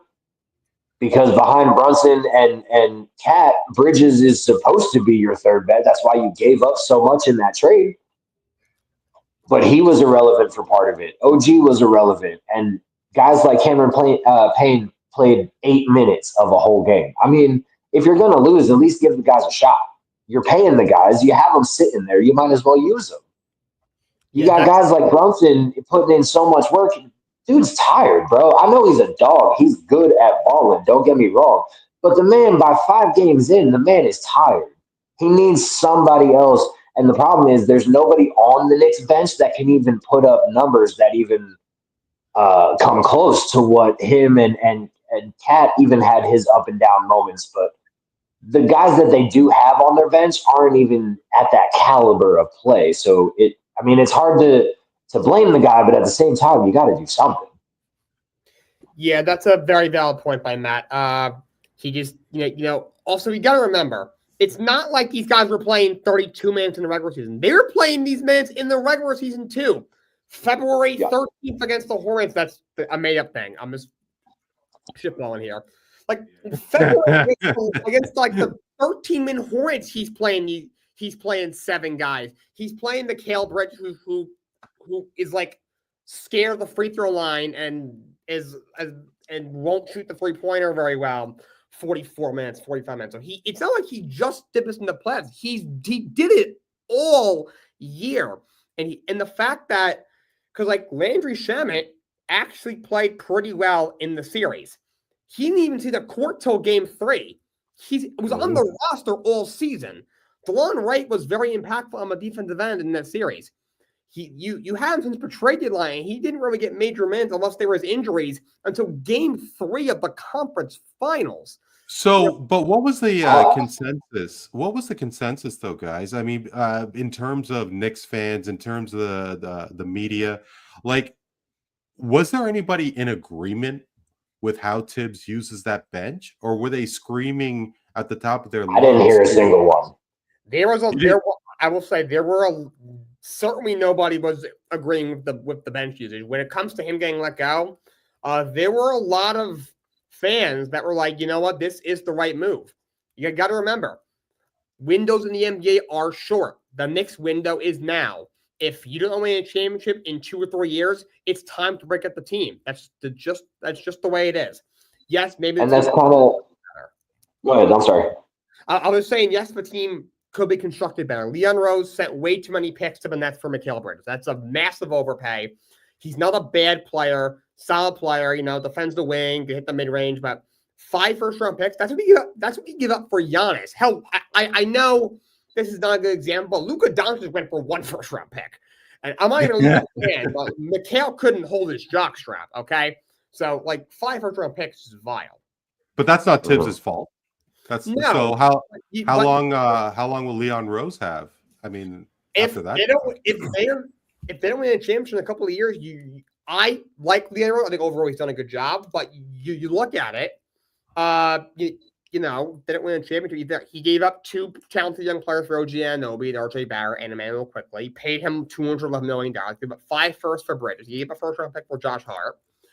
You gave up Julius Randle, who's a 2-time All-NBA guy. Say what you want. Obviously, in the playoffs, he kind of becomes cast by the ghost, but a good player. You have Dante DiVincenzo, who set the Knicks record for 3-pointers in a season the year before for Karl Anthony Towns. And if he keeps coming up empty, his leash is going to get short too. So this offseason is one of the biggest offseasons in Knicks history. It's probably the biggest of my lifetime, at least, because you need to get this right. Also, the East is wide open. And if you don't think that Tom Thibodeau is the guy to bring you to a championship, and which I think is fair, the same thing happened in Chicago. It was even worse in Minnesota. Then, as unfair as it is to Tom Thibodeau, you have to move on because it's and you look at is the grass greener on the other side? That remains to be seen. But Mike Malone won a championship 2 years ago. He's out there. Mike Budenholzer won a championship 4 years ago. He's out there. Taylor Jenkins is a good coach. He may not have the accolades of Tom Thibodeau. He hasn't, when it comes to a resume perspective, but he hasn't as coaches long. He's out there. The Johnny Bryant's a guy who's familiar with the Knicks. He's out there. So let's not pretend like they'd be hiring it's not like there's nothing out there. So look. Obviously, if you bring in some bum and doesn't do a good job, this will look like a terrible decision. However, if you don't, on paper right now, if you don't think that this guy is going to take you to a championship, as unfair as it is, this is what you have to do. Yeah. That does kind of make me wonder, too, about that conversation of we don't know what conversations were had behind closed doors. Maybe there was already a conversation of, hey, this is your year. We gave away our future. He said, he traded away 5 picks. He gave away another first pick for Hart. We gave you our future and said, win it right now. And Thibs couldn't do it. So that does make me wonder, was he really going to make it much further than this year anyway, unless he won all of it? So my thought on this is that, look, I thought Thibs, forget about the fact that he eternally looks like he's passing a kidney stone. But I thought the guy did a good job. And look, here's the thing: is what other coach you could bring in the greatest? You could bring in Phil Jackson. You could bring in Greg Popovich. These guys are not going to fix the reasons that the New York Knicks lost against Indiana. And those reasons were: look, they don't magically create a bench that a workable bench. Thibs did not have that. Even though I agree, he overused his guys during the regular season, and that has worsened their playoff prospects. He did not need to do that. But you're not going to turn Brunson or Cat into defenders all of a sudden. Guess what? Guess why they lost to Indiana? It's because Cat and Brunson are horrible defenders. Even for all the things that they give you on offense, there's a reason they say defense wins championships. And if you have holes in your defense, Indiana, every single time they had Brunson on single coverage, they were going at him 100% of the time. That's why he was in foul trouble every single game. That's why he had to sit in game 1 while Indiana made that miracle comeback. He was on the bench the whole time. And, hiring a new head coach is not going to fix those problems as to those reversible things that could have won the series. No, you had to make better decisions when it came to not trading 5 first-round picks for Mikal Bridges. That was a horrendous deal. I put it up there with as bad as, looking back at hindsight at the Paul George deal. I could look back 1 year and tell you that was just as bad of a deal because they could have used 5 first-round picks. You know how much of a bench they could have bought for that type of money or that type of asset, And what are you really losing? You already have OG Anunoby. You already have a guy to lock down your best offensive threat. Why do you need Mikal Bridges? He's definitely not worth 5 first-round picks, and certainly now if he's going to start demanding max contract money, look, the only thing going for the guy, he's a great 3-and-D guy, and he's an Iron Man. He does not miss games. But you could have used that so much better to build out a really deep team that, started, and kept maybe DiVincenzo along the way. Who knows? So I think that Thibs got a bit of a raw deal. I think there's, a too much. So you think they should have kept him? I think that when you can't blame the players, and in this specific case, I want to point out Jalen Brunson because Jalen Brunson is a great player. I love the guy. I love watching him play. He's a dog, like Matt says, but he's not a defender. He's a limited guy. He's not a two-way player. He is small. He's slow. He's a bulldog, but he can bully others. He can't outrun them, and he can easily get taken off the dribble. He loses his defensive rotations. He's just not. He doesn't have defensive acumen like you would hope a superstar player has. On top of that, look, you're not going to sit here and tell me that they gave 5 first-round picks for Mikal Bridges and Brunson didn't have a lot to do with that. These guys won championships at Villanova together. Josh Hart's voice was probably in there too a little bit. Those guys wanted it. Maybe Rick Brunson was flexing his muscle a little bit on the sideline. This Brunson influence caused more of a detriment to the New York Knicks finals hopes than Thibodeau did, in my opinion. And I'm sticking to that story. Now, that being said, Thibodeau is a flawed coach. I see him as a high floor coach, not a high ceiling coach. He always raises up the teams he coaches, but he's never raised them to the level, and he does have some issues. But you can't blame the players. You end up having to blame the coach. And unfortunately, I just think it's going to be hard pressed to find a coach that is going to take this exact same team and do anything better with it. Yeah. Got to wonder if Jay Wright is going to be considered for the head coach. That seems like the only. I want to point out another name that no one's really been talking about, but I have heard it tossed around a few times. Is Frank Vogel? Because I have a name as well, Maddie. But please go ahead. Frank Vogel is the one that I've heard here and there, just random little drops. But hey, this might be a route that no one's really considering yet. So that might be a little curveball there for some of y'all. What they need to do is they need to trade Cat or Bridges and pick up some elite defenders and 2 or 3 guys who can really hold their own on the defensive end. Give up a little bit of that offense, have a little bit of a deeper team, and see what happens when it comes down to the playoffs. Because Cat played wonderfully in the playoffs, but again, he was a guy who, if you take all the offensive contributions and then you take all the defensive lapses, you end up being a neutral player. And if you're in a neutral player as a superstar and you're playing an Indiana team who they're all at least a little bit to a lot in the positive, you're going to lose that series. It should also be pointed out that the Knicks were god-awful with their turnovers. They did not play the most disciplined basketball, which they didn't have that problem during the regular season as much. I mean, obviously turnovers happen, but it just seemed like this series was just overwhelming with like turnovers and mistakes and out of bounds passes, just simple mistakes, almost basics of the game that just they all of a sudden forgot somehow. Yeah, and the Knicks are the type of team, they look amazing when everything's going right. They look like a championship team. The problem is the way they play, the ISO heavy, non-rotation having, kind of non-free flowing, clunky offense.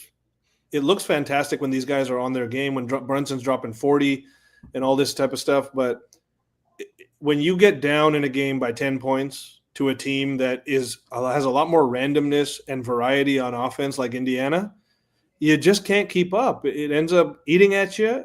You can't play defense the right way because you're in this catch-up mode, and it's so onerous to play that type of offense when you don't have everyone working on a string. That a few defensive lapses is all it takes to get you down in the doldrums.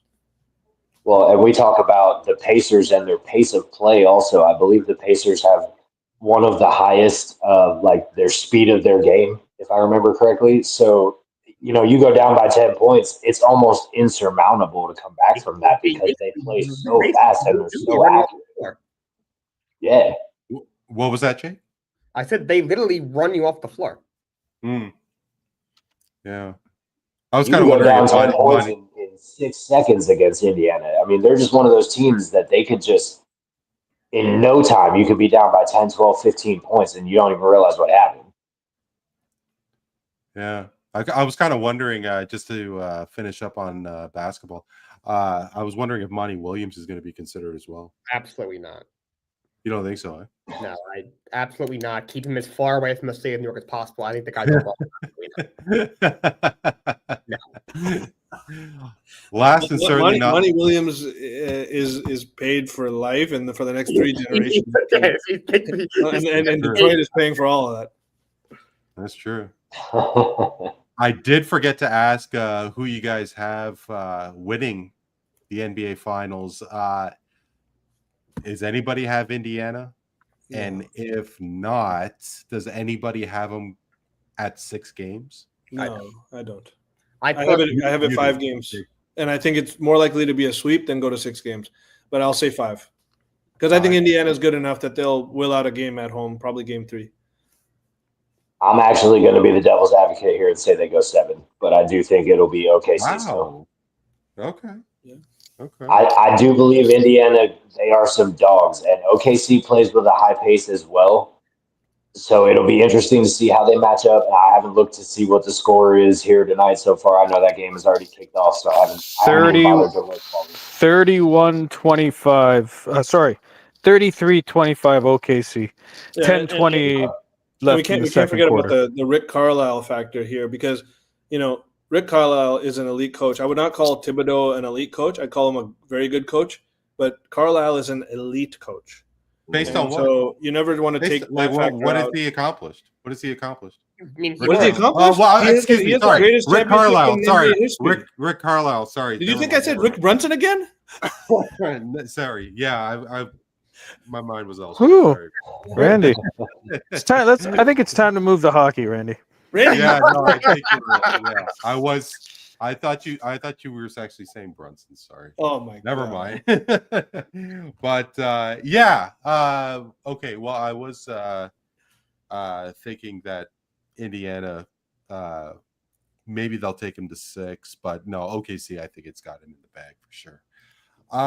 I think at the end of the day, OKC wants to win at home. I think that's the one important part. So if it's a debate between 5 or 7, I don't think it can be 6 because that wins winning in Madison Square Garden, and they don't want that. They want to win at home, or not Madison. I'm sorry, in Indiana, but they want to win at home. I was going to reference that too with Indiana, though. The reason why that went to that extra game is because they wanted to win in Indiana. They didn't want to finish that series in Madison. They want to win at home for their home crowd, and I think OKC wants to do that same thing with this young, up-and-coming team that they've got coming up. Yeah. It would be the first championship for either the Indiana Pacers or the Oklahoma City Thunder. And however, guys, it is not the first go-around of the Stanley Cup Final for the Florida Panthers or the Edmonton Oilers. There is a repeat of the championship series. And, Tony, I got to tell you, there was a long stretch of futility in South Florida with regards to the Panthers. They came out of the gate. They made the Cup Final in their 3rd year. In 1996, they lost to Colorado, and absolutely nothing until recently. Now they're in their 3rd final in a row. Do you wonder what the problem was in all the years leading up to this current stretch? I mean, Florida's a tax-free state. The weather is incredible during the hockey season. They could live a millionaire lifestyle and not really get noticed. Did you think that maybe players 20 years ago missed out on an opportunity? And do you think that Florida, the Panthers, maybe the Lightning, if you want to throw in the Stars, do you think that this will be a destination for hockey players specifically? when they hit free agency and so on? I think Florida will always be a destination for some of the reasons you mentioned there. When it comes to the tax-free situation, living in utter obscurity, when you get to be a professional athlete and not have that kind of attention on you. But I mean, what failed Florida or Tampa prior to this success? I mean, it's sports. It's cyclical. Maybe they weren't drafting right. Everything happened right. It started with drafting Barkov, right? You found that quintessential number one centerman, all around player, great leader. But really, what the Florida Panthers did over the last few years was, are you listening, Leaf fans? They changed the DNA of the team. They went out and they changed the DNA of the team. Jonathan Huberdeau is an uber talented player, perennial 100-point guy, and they shipped him off to Calgary along with Mackenzie Weegar, brought in Matthew Tkachuk, and the rest of, as they say, is history. It's really that simple, right? There's the Sam Reinhart and Sam Bennett acquisitions, which were great deals by the Panthers. Huge help. Just the overall depth of the team and the sandpaper that Bennett brings and the offensive talent. I mean, anytime you can go from Buffalo to Florida, it's probably a good thing. And Sam Reinhart is living his best life there. So, but again, let me get back to it. Say it again. They changed the DNA of the team. Are you listening, Leaf fans? But and also you got to throw in Bobrovsky as well. Not how many years did he spend? Not a free agent acquisition that I was a fan of. I just thought he was too erratic, and it's just $10 million a year. It's a lot of money for a goalie, in my opinion. But when the game is on the line, when the chips are down, I've seen some big games from him. I was never a fan of that one, but with that team in front of him, he's good. Oh yeah, he's a decorated goalie. Yeah, he has won a Vezina. He's a decorated goalie. I just wasn't a fan of I'm not a fan of long-term double-digit number deals for goalies in general. I don't like that personally, but this guy shows up. There's no question about it. He shows up in big games. He had some huge games against the Leafs. Couple of stretches where it was frustrating. You could see the Leafs were visibly frustrated. No matter how well they were playing, he was making some big saves. But again, it goes back. They brought in the right coach in Paul Maurice, but there's no question the catalyst of that of the turnaround for the Florida Panthers was bringing Matthew Tkachuk in. And what they gave up for Sam Bennett. I mean, Sam Bennett does not have much of a regular season success, but look at him in the playoffs, and he was so instrumental for Canada and the Four Nations, and they just have such a great lineup there. And Neel, I do need to ask you very quickly. I mean, you were born and raised in Edmonton. You've been in Toronto for most of your, definitely your adult life. Like, are you an Oilers fan first, or are you a Leafs now kind of guy? Like, I mean, I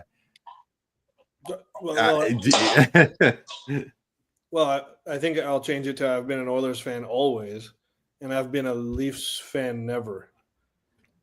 Okay. I thought so I was born and raised there. My dad's younger brothers who were hockey fans would always tell me stories about going to the Northlands Coliseum, Stanley Cup Finals for $20 a pop, and watching Gretzky and the boys. I was born the year that the Oilers won the championship in '85. One of many, obviously, Sure. And that's the only team I cared about in all of sports until I was 14 years old, until I moved to Ontario, basically. And since then, obviously, the Raptors, not only the Raptors, but the Bills have become more taken real estate, let's say, in my mind than the Oilers have. But I've always maintained my single team fandom to the Oilers. And Yes, I am busting it out at an opportune time now, but as I did last year, but as I did in 2006 as well, and so forth. But yeah, no, I will say this, that I love that I can cheer for my original team. I've never been a Leafs fan, but I do wish the Leafs well, and I always like, because all of my friends who pay attention to hockey, they're all Leafs fans. And so it's a joy to watch them do well, and I always want to see them do well. And it sucks when they aren't able to overcome the hump that they haven't been able to. So while I wouldn't call myself a Leafs fan, I'm a Leafs supporter. Right on. Now, Matt, you are very active. Of course, Matt, Jake, and I, we communicate pretty frequently on Discord thread that we're on, and obviously, Matt, know that you are very interested in hockey. What's it like where you are in Pennsylvania? Obviously, this is obviously. Carlisle, Pennsylvania. Actually, shout out Carlisle, because one of my favorite golf courses near where I live is Carlisle Golf Club, which is near Toronto here. But is there any sort of pulse towards hockey in Carlisle? And what are your thoughts after seeing Game 1? I mean, Carlisle is not very big, so I think I might be the only hockey fan in this town specifically. My hometown has the minor league hockey team for the Philadelphia Flyers, so Allentown, Pennsylvania gets a little bit more of a buzz just because we have a stadium right there in downtown. Based on the teams that are in, though, there's not necessarily a pull one way or another. I think everybody, that I've talked to locally just wants to see some good hockey for the finals, which, based on Game 1, looks like we're going to get, a good amount of, hopefully. Hopefully we have some good games like we did last night, because that overtime was a great way to kick off Game 1. It almost early on kind of maybe looked like it might have been another Florida blowout a little early, but, Edmonton got back on track and came out with the dubs. So I'm excited. I love good hockey regardless. Not really a fan of either team. My team sucks, so I'm just cheering for good hockey. I don't necessarily have any interest in the repeat or the rematch between the two teams. I love Connor, but I also love Bennett. I love Barkov. I'm a sports gambler before I'm a sports enthusiast. So for betting purposes, this is one of the best series to bet on. So if you guys are out there and bet on sports, you should bet on this one. Shots, goals, points, take your pick, because you're going to get a lot of it in all of these games. Yeah, I never got into the sports betting myself, but just with regards to Game 1, to go into overtime and Draisaitl scored with less than a minute left, and it was right around 30-second mark left, which was just unbelievable. They went an entire overtime basically to get that last. It was a great way to run and finish Game 1, in my opinion. There's nothing like overtime hockey in the playoffs. You can't compare it to anything. It's just the best sudden death in sports, and in the playoffs, it's everything. It's some of the best stuff you can watch as for a sports fan. Before we move over, please, Matty. Well, I was just saying, one of your first questions today was, what are we doing in the summer? One of my favorite times in sports is actually May and June, because we get playoff basketball and hockey. We get baseball, who is, you're really finding out who your team is. What do you guys really have? You're about a month, maybe 2 months into the season.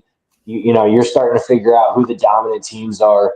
May and June, and football even, you get OTAs, you get, you got soccer season going on. May and June are some of the best months of the year, all things considered, because you got a little sprinkle of just everything going on, Absolutely. And Matt, before we move over to Jake, very quickly, was there any sort of heartbeat with the Four Nations? I'm really intrigued and really hopeful that hockey does pick up more in the U.S., and I think that the NHL just completely dumped the bed on their rollout of international hockey. I mean, McDavid, McKinnon, Cale Makar, Hellebuck, like all of these guys are representing their country for the first time as professionals, and I was just so amazed and impressed and really proud of how these players took to Four Nations. And very quickly, I mean, like, was there a lot of interest in your small town with regards to when the Four Nations took place? Again, not so much in the little nooks and crannies of my area, but I mean, again, being involved in so many discords makes it easy to spread some of that knowledge around. I obviously paid attention a lot as a just hockey fan in general. Sure. But I didn't, it's not like you hear people talking about it around town. There's nobody wearing any jerseys or anything. I might see a guy in a Flyer shirt every once in a blue moon in this town. So you never know. But Gotcha. Jake, of course, last year's Cup Final was just absolutely incredible with Florida being up 3-0, and then Edmonton coming back, and Game 7 being as intense as it was, Florida squeaking it out, winning their first Cup. However, Dallas was the hurdle that Edmonton had to go through to get to that Cup Final. And do you think that would have made a difference in a national sense, in a U.S. national sense, if Dallas and Florida made the Cup Final in terms of an interest level, maybe in terms of more viewers? Or do you think the NHL is happy enough with McDavid and the Oilers with this repeat matchup? I think if you're the league, you would prefer Edmonton because this gives you a chance to market what is to me the best player in the sport. If he wins a Stanley Cup, now you start putting his resume against a lot of the greatest players of all time, and you're like you could argue he's maybe at least at least when his career is over has a really good chance of being there. So I think if you're the league, I think they're happy with Edmonton over Dallas, just because, well, first of all, Edmonton's in Canada. Canada and hockey are like peanut butter and jelly, and also just Connor McDavid. To me, Anton's marketing isn't very good. I think they could do a better job marketing their stars. Well, that's exactly my point, because how much more interest would there have been if USA won Four Nations, let alone Olympic gold? I mean, hey, when the Olympics were in Salt Lake. Well, I mean, in terms of interest, in terms of like if US won gold in the Salt Lake Olympics, let alone Vancouver, there was obviously a lot of interest during the Four Nations, and you'd have to think that maybe there would be more of a carryover if US won Four Nations. I personally don't think it would have mattered. That happened in January, February. It's now June. I don't think that would have led to more people in the States watching the Cup. I don't think it makes a difference either way, personally. But you never know, I guess. But I don't think it would have really made a difference. But I do think the league is probably happier with Edmonton in there, just because now because the best player in the sport is in it. Yeah. No, the best two players. Yeah. in the sport in the Cup Final, and not Dallas is a great team. Nico Rantan's obviously a great player. He had a crazy playoffs, but best two players in the sport. It's hard to go wrong there. Yeah, absolutely. I do want to ask very quickly, with regards to who you guys have for the Cup Final. I mean, it's been a long time, Tony, since a team from Canada has won the Stanley Cup. We'll start it with you. Who do you have, and how long do you think it's going to take? I like the Oilers. I think it'll be 7. This This is very reminiscent of 2008, 2009. Sidney Crosby's first Stanley Cup Final in 2008. They lose to Detroit, come back the next year, and hoist the cup. Especially in hockey, I think all the great ones, like the phenomenal players, the elite guys, they always end up getting a ring. So I think, and Connor McDavid just, and Leon Draisaitl too, but just that saucer pass that McDavid made for the winner in overtime was just ridiculous. And there's a couple of plays on a back check you saw him do last night during the game as well. I forget which player it was. Basically caught up to him, disrupted his breakaway. He is possessed, and he is all over the place right now. And I can't see the Oilers not winning this series right now. For me, I got Oilers in 5 or 6, and the reason I'm and the reason because I got a lot of respect for Florida. They obviously are an elite team, defensively elite. Everything. They got elite goaltending, and they just they have elite game plans. I think, and now Bennett's turning into an elite scorer in this playoff run. Other things going for them, but I've never seen this McDavid Oilers team play so maturely, so consistently. I think that's a big thing with them, is that they used to be very, at times, inconsistent. They'd go through lapses, defensive lapses where like you'd see, like you saw how Dallas won game 1. They were up 3-0 and Dallas ends up winning 6-3 or something like that. I have not seen it since that game 1 in Dallas. They have been locked in. Everyone from the two superstars, McDavid and Draisaitl, who, by the way, was significantly injured in last year's Cup Final, and Draisaitl is healthy this year. And you see the result immediately in game 1 of what a healthy Draisaitl adds to the table here, But everyone from these guys, Ryan Nugent-Hopkins, Bouchard, Ekholm, Nurse, and Skinner is playing out of his mind right now as well. So I've not seen the Oilers under McDavid play this well before, be so deep and consistent before. And I think, the game-winning goal last night was a great it did the comeback in general. Last year, Florida taking our hearts out game after game after game, and then obviously we made a little run there.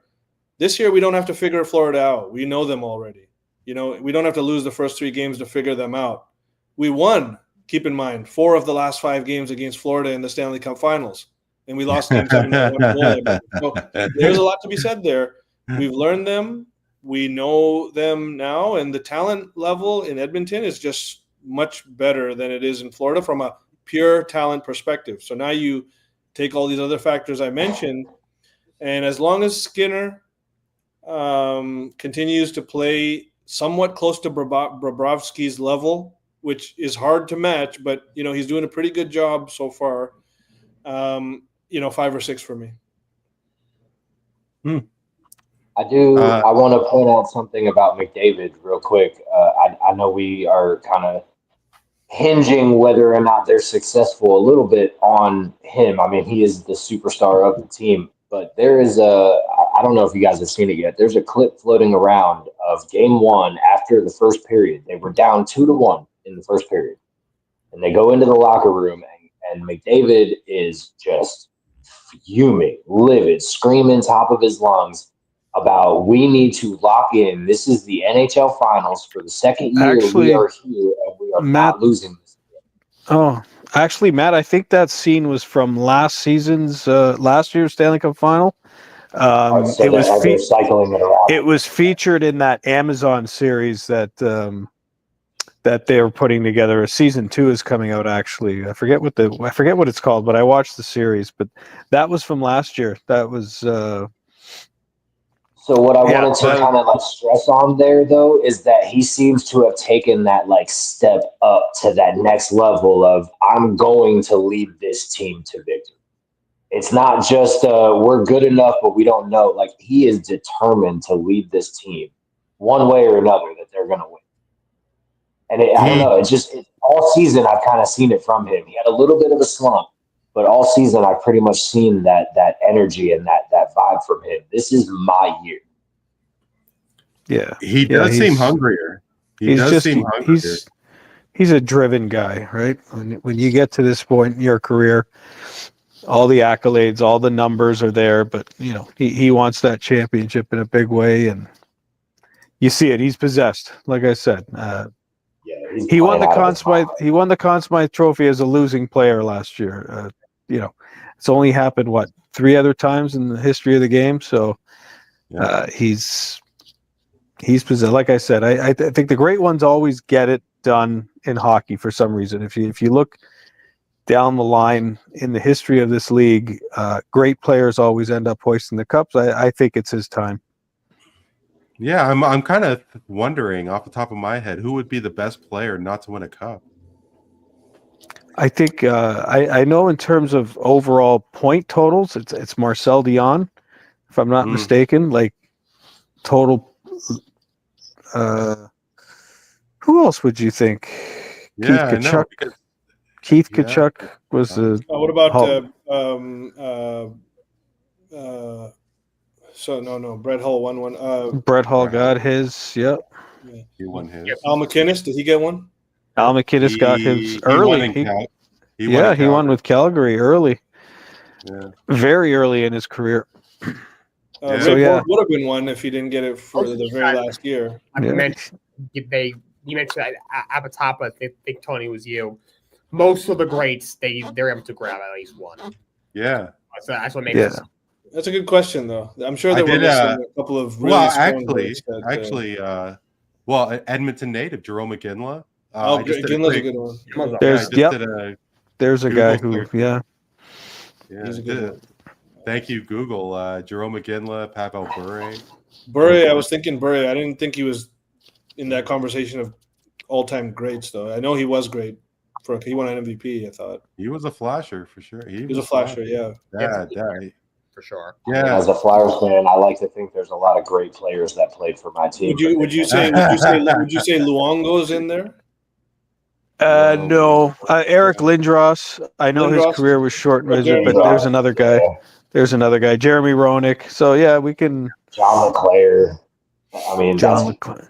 I believe John LeClair has a cup. He was on that much. Yeah, he was on that much. Doug. Gilmore won. Gilmore won. He's got one with Calgary. Oh, Gilmore has a couple with Calgary. Oh, I did. Yeah. I got that. Oh yeah. Okay. Good.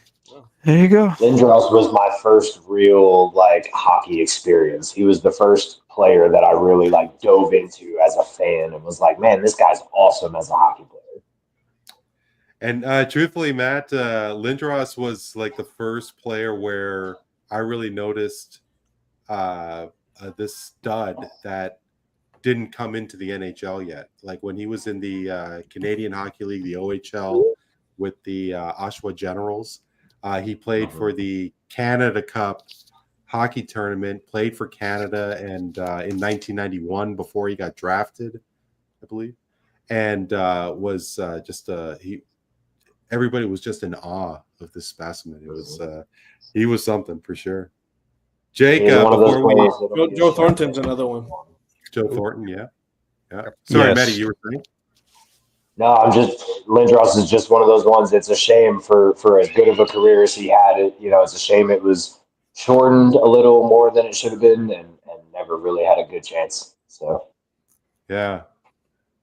Jake, before we cap things, how about you in the for the I'm Cup going to final? take Edmonton in 7 games. This is a really resilient group. They've had I can't even count how many come from behind victories in this year's playoffs and last year's playoffs.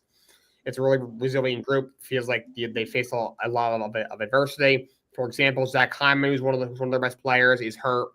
Looks like they won't see him at all. However, they're getting Ekholm back on the back end. You mentioned Stuart Skinner to me is an X factor last year. Was kind of inconsistent in that Cup final. Wasn't really that great. And at times, even this year, wow, a goalie tandem of Calvin Pickard and Stuart Skinner is going to be in the Cup final. It's almost kind of crazy to think about, considering how important goaltending is to winning a Stanley Cup. But we mentioned Stuart Skinner has been playing some of the best hockey of his career, probably certainly of the season. I know he kind of fell out of favor a little bit with Picker. Picker got the split majority of the game this year. But Skinner's been standing on his head since they put him in there. He's been playing great. And if he continues to play lights out, we know what the team can do, and I'm going to take them in 7 games. Yeah. Florida has every possibility in the world to take this, and maybe it's more of a fear of picking Florida over Edmonton. Obviously, it's a coin flip, but if I had to put a couple of bucks on it, I'll say Oilers in 6, and that's for no reason whatsoever. I almost wonder if there's a little bit more pressure on Florida than there is on Edmonton this year, though, right? Really? Like Neil, because Neil said Edmonton's already learned Florida a little bit. Florida is now tasked with defending. They now have to show that they are still the best team, as opposed to a team who just went up against them last year, knows their ins and outs already. Their talent level has been elevated this year. It almost feels like the pressure is on Florida more than it is on Edmonton a little bit. I don't know. I mean, I disagree with that too. Yeah, it's different pressure. It's different pressure. Yeah, it's not only the pressure to see Connor McDavid lift the Stanley Cup, Canada's best player, the world's best player, but it's also that streak, right? That motherfucking streak of how many years with a Canadian team winning the Stanley Cup. So, 32. Sorry, respectfully, I disagree there. But I think it's also the fact that Edmonton got it to Game 7 last year after being down 3-0. That's a huge to lose 2-1. That's a huge boost of confidence. Yeah, maybe if it has been so long, and obviously for you, Matt, and Jake, I won't be able to appreciate the drought that Canadians feel. I mean, during the regular season, we don't have an affection for the Edmonton Oilers. We don't have an affection for the Calgary Flames, especially if you're a Leaf fan. But I was really hoping for Calgary when they played in that final against Tampa, and when, to a degree, when Ottawa played Anaheim, when Montreal played Tampa, no, I didn't want to see that happen. But I think that maybe it could be Edmonton's year. What I do know is that it's time for Straight Facts, Bro Relax.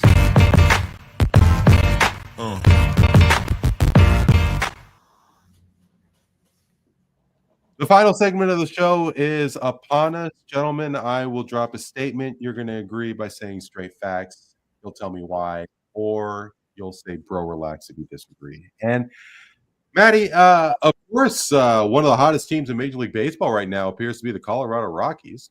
I mean, who'd have thought that? I mean, they swept the Miami Marlins, but their last check, what are they, 13-50, 51? I mean, they're just an absolute atrocious. And there are a lot of teams, not only in baseball, but I mean, there are teams that are out there that is just a money loser for these sports books. Are we going to see a time where certain teams are not going to be included in sports betting because they are that bad? So Matt, online sports books will remove certain teams from betting in the future because of their futility. Straight facts or bro relax? I'm going to go bro relax on that one. If you're just talking like a money line or a spread, then I guess maybe there's a potential. But to completely remove a team, and that then includes all of the players and all of the props that go with the players, as a sports bettor, I don't think they're losing as much as we might think they are, because there's still props to be had. There are still players who play well even though their teams lose. There are still pitchers in baseball who pitch a great game, but they still lose 1-0 because they gave up one home run in the first inning. Other than that, he pitched lights out for 6 innings straight. I mean, I I don't know that they're necessarily going to ban a team in general unless I don't even know how they would figure out the mechanics of that, because you would still have to be able to have the player props, which is included in having that team available to you. Sure. So I'm assuming that you haven't put any Benjamins down for the Rockies or the Athletics or any of those teams there. No, I did. I do hit some prop bets on some of those teams. If anything, I can't say that I have won any bet that said the Colorado Rockies were going to win a game. I have not bet on them to win a game yet, and I would have been wrong all of 13 times. So I'd be quite profitable had I taken them to lose 54 times. So yeah, for sure. Maybe you know what? Maybe I'll pick a day and I'll put $20 down for the Rockies to win. We'll see what happens. I'll tell you what, depending on what day and what team you catch them on, you might get some good odds on that. Because I mean, like you said, Vegas knows which ones are the quote unquote guaranteed winners, guaranteed losers. You know, Vegas sets those lines. They know the numbers and everything behind it. We're guessing over here, but yeah. I don't see a way that they can completely remove a team and because then you also have to remove the team that they're playing against. So, you know, you have one good team. Let's take my team, the Yankees. They're on a hot streak right now. I want to bet on my team, but now I can't because they're playing the Rockies and we've removed them completely from the picture. So there's still a lot of money to be made out there. And honestly, there are still those diehard fans who are going to bet and lose knowing that team's not going to win, but they're still going to make a bet on it anyway. I think it almost levels itself out. You have some teams that are really on fire and all their players are hitting their props, and then you have one team who's just none of their guys are doing anything. Maybe it just evens itself out. Maybe. You know, Tony, of course, Leafs Nation is waiting to see what's going to take place with Mitch Marner. July 1st will probably be the day when Leafs fans and the hockey world will know what Marner's plans are. The consensus seems to be that Marner did play his last game as a Toronto Maple Leaf. And if that is the case, you'd have to think that he is an elite level player where he could perhaps lead a team. Could he perhaps have the wherewithal to be a captain? Of course, if he does sign elsewhere from the Toronto Maple Leafs. Mitch Marner will be a captain of said hockey team before the start of the 27-28 season. Straight facts, bro, relax. I say, bro, relax. I say you probably have a better chance of Joe Biden running for president again than that happening. Really? You think so? I mean, because, I do think so. I just don't think he's captain material. I don't think he has, and this has got nothing to do with his game. It doesn't feel like he has the mental makeup for that kind of role, even if it is for a market that obviously doesn't have the kind of attention that you get in Toronto. I don't think he's made for that. Well, I just don't. It's just, I think he's too sensitive for him to be in that kind of position. Well, you know what? I'm not saying that I'm made of steel myself. Like it's a little difficult for me to take a joke per se, but I think I'd be right there with Mitch in terms of the media. Like, I mean, do you say one thing the wrong way, and especially in a hockey market like Toronto, it's taken 10 different ways. And I mean, I wonder what he is like in a room. And I mean, who knows if he does go to a team that's on the rise, like if he goes to, say, Chicago, are they automatically going to get, I can't remember who the captain is right now for the Blackhawks, but Foligno. It's Nick Foligno. So, right. I mean, between Foligno, Bedard, let's say Marner lands there, I think that Marner's going to be a lock. Lock is a heavy word. A heavy word. It is for sure. For sure. Also, is he intrigued by Chicago? Like, I would think you'd want to go with a team that's a contender, right? No, yeah, you think, winning. They've been god awful for a long time. but sure. And Marner is not 30 yet. Maybe it takes a couple of years. You never know. I mean, like what kind of teams that are leading the way right now in terms of potentially landing a guy like Mitch Marner?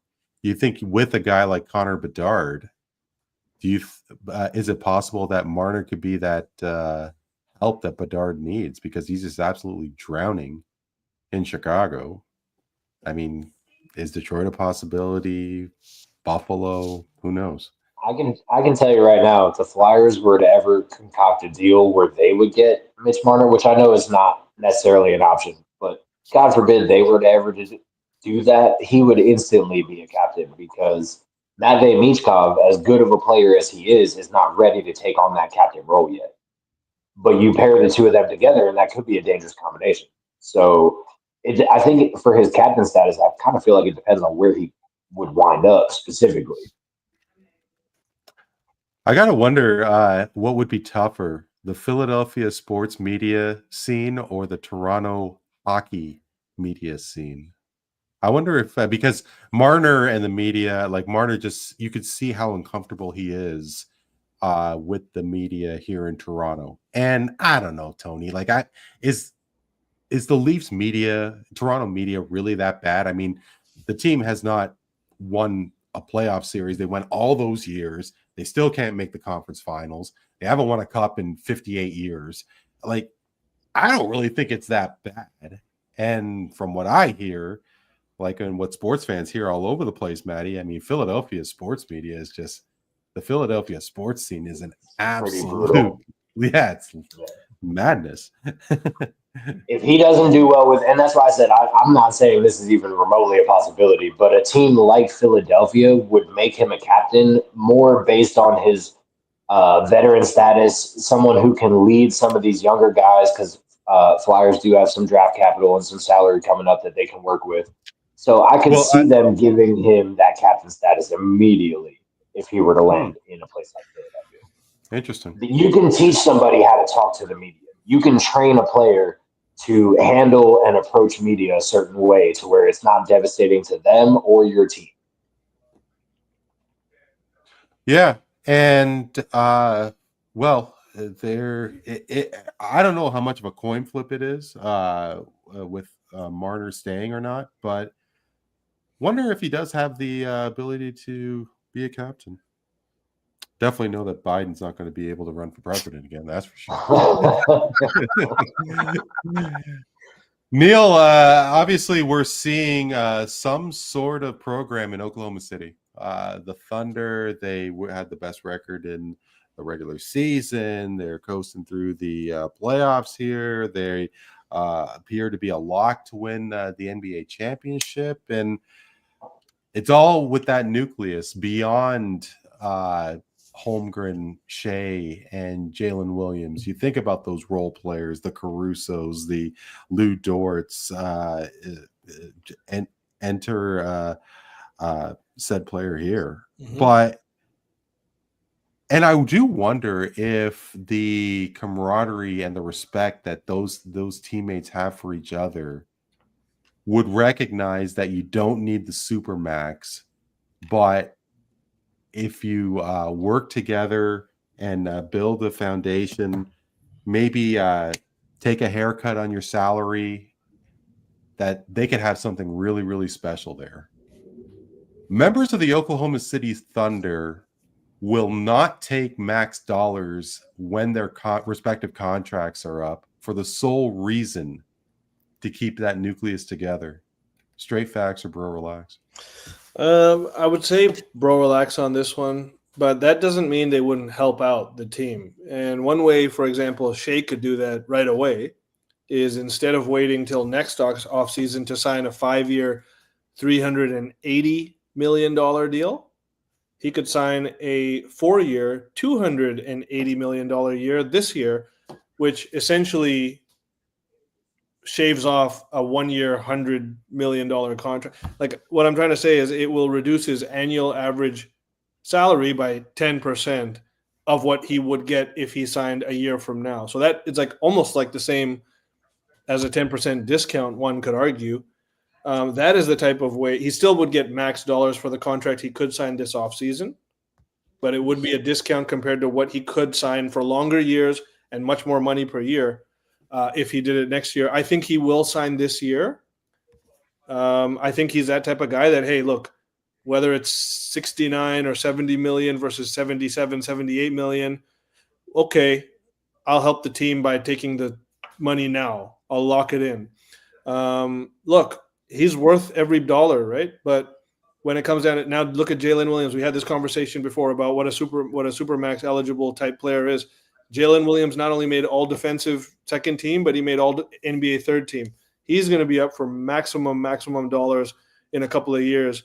Chet Holmgren probably the same in a few 2-3 years. I think. And are they max guys? Oh yeah, for sure. Well, for sure, Jalen Williams is. Chet Holmgren. They could lead a team to a championship. Do you have to lead a team to be a max player?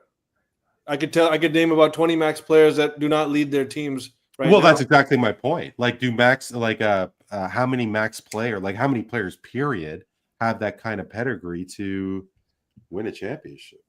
Well, these guys clearly do. I mean, you're talking about elite two-way players that are fantastic on both ends. All three of these core.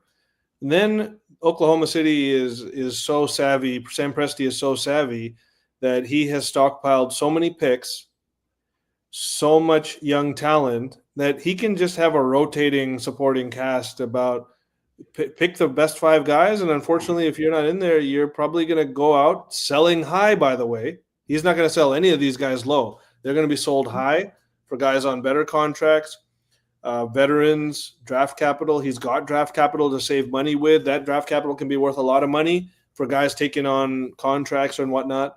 So he's got a million ways to maneuver, and that's the genius of how he's built this team. Is he lucked out?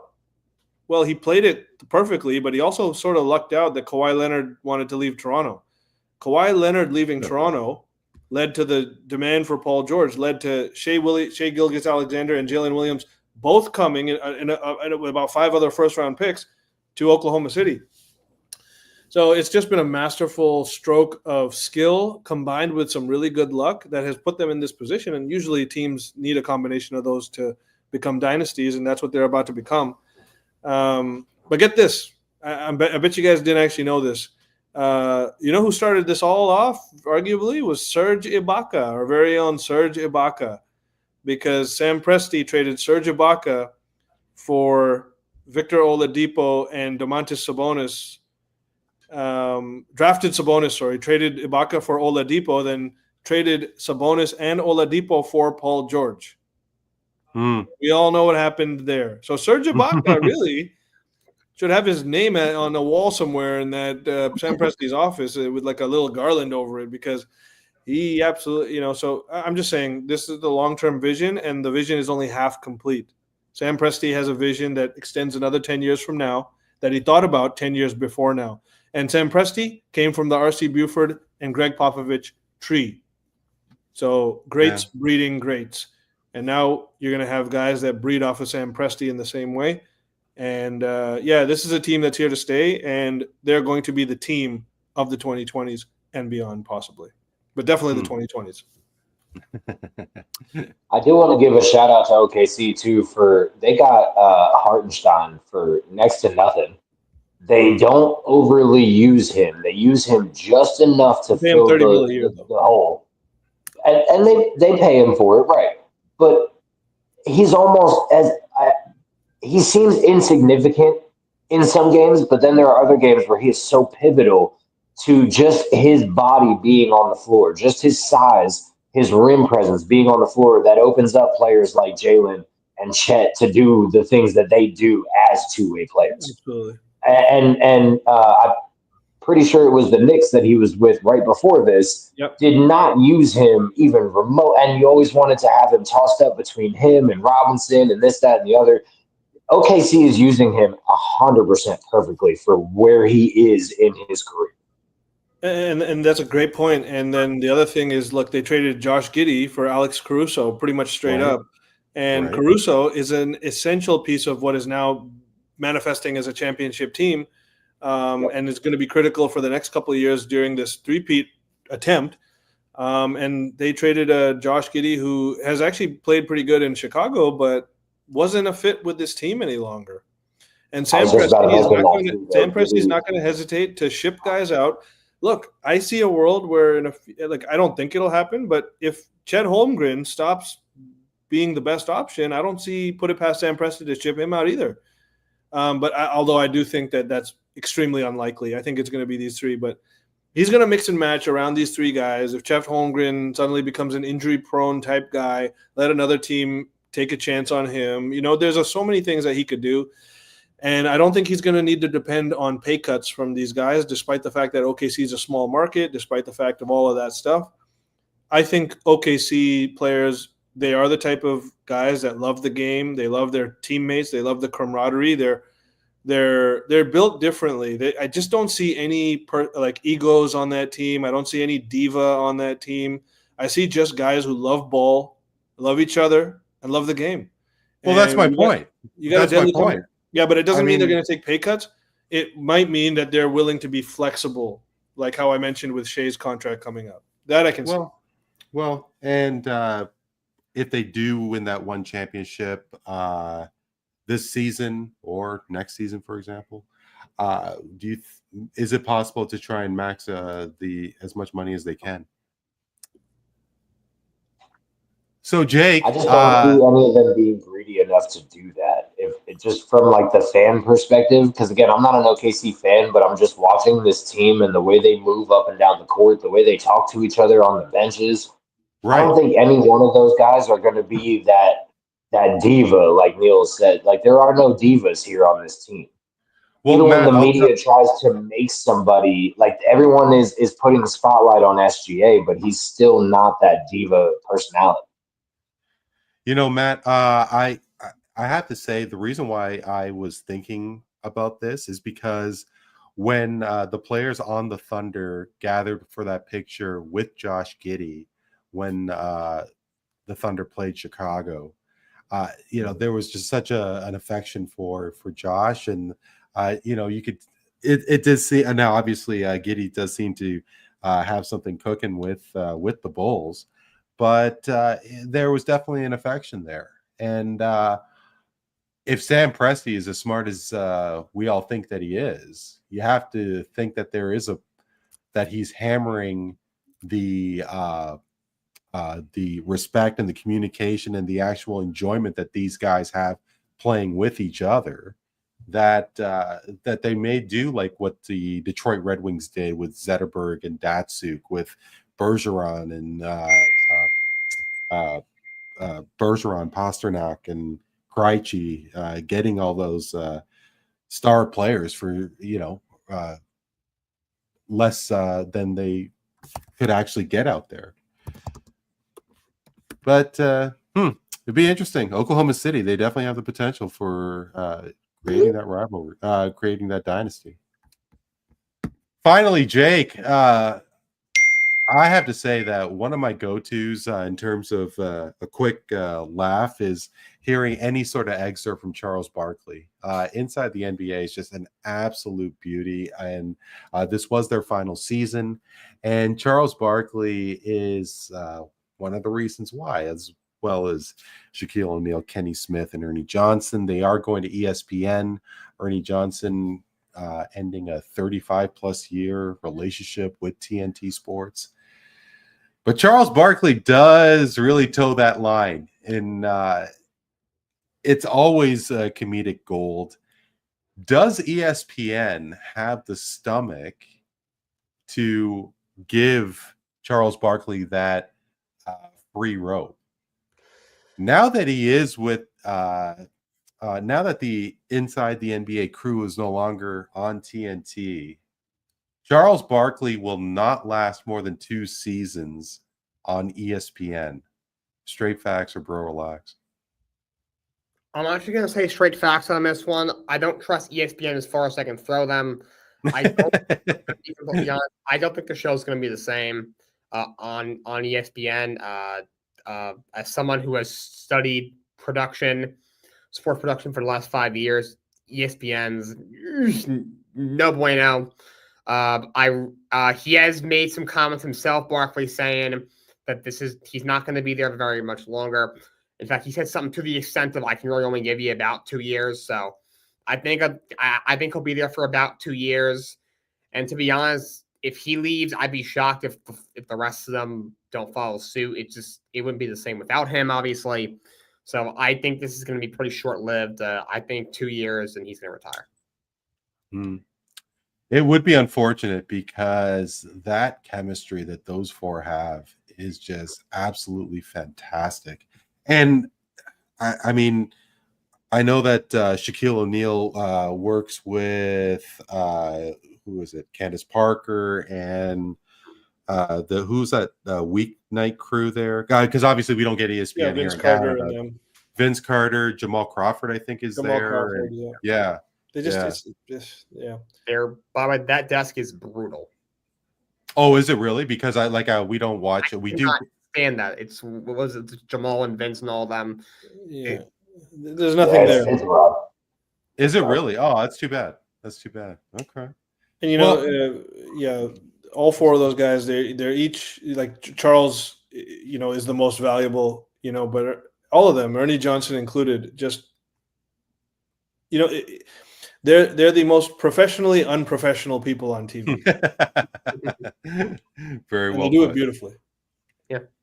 Yeah. The thing with Barkley for me is like he kind of reminds me of the announcer from the Yankees that just left like a year or two ago, and this is like the first season that we're having with a brand new set of announcers. Like once Barkley decides to go, like it's never going to be the same, and especially if those other guys follow suit. When fans listen to the NBA on TV, those are the four voices we're so used to hearing. That I don't think anything's really going to hit the same way once that's not there anymore. Well, I don't really.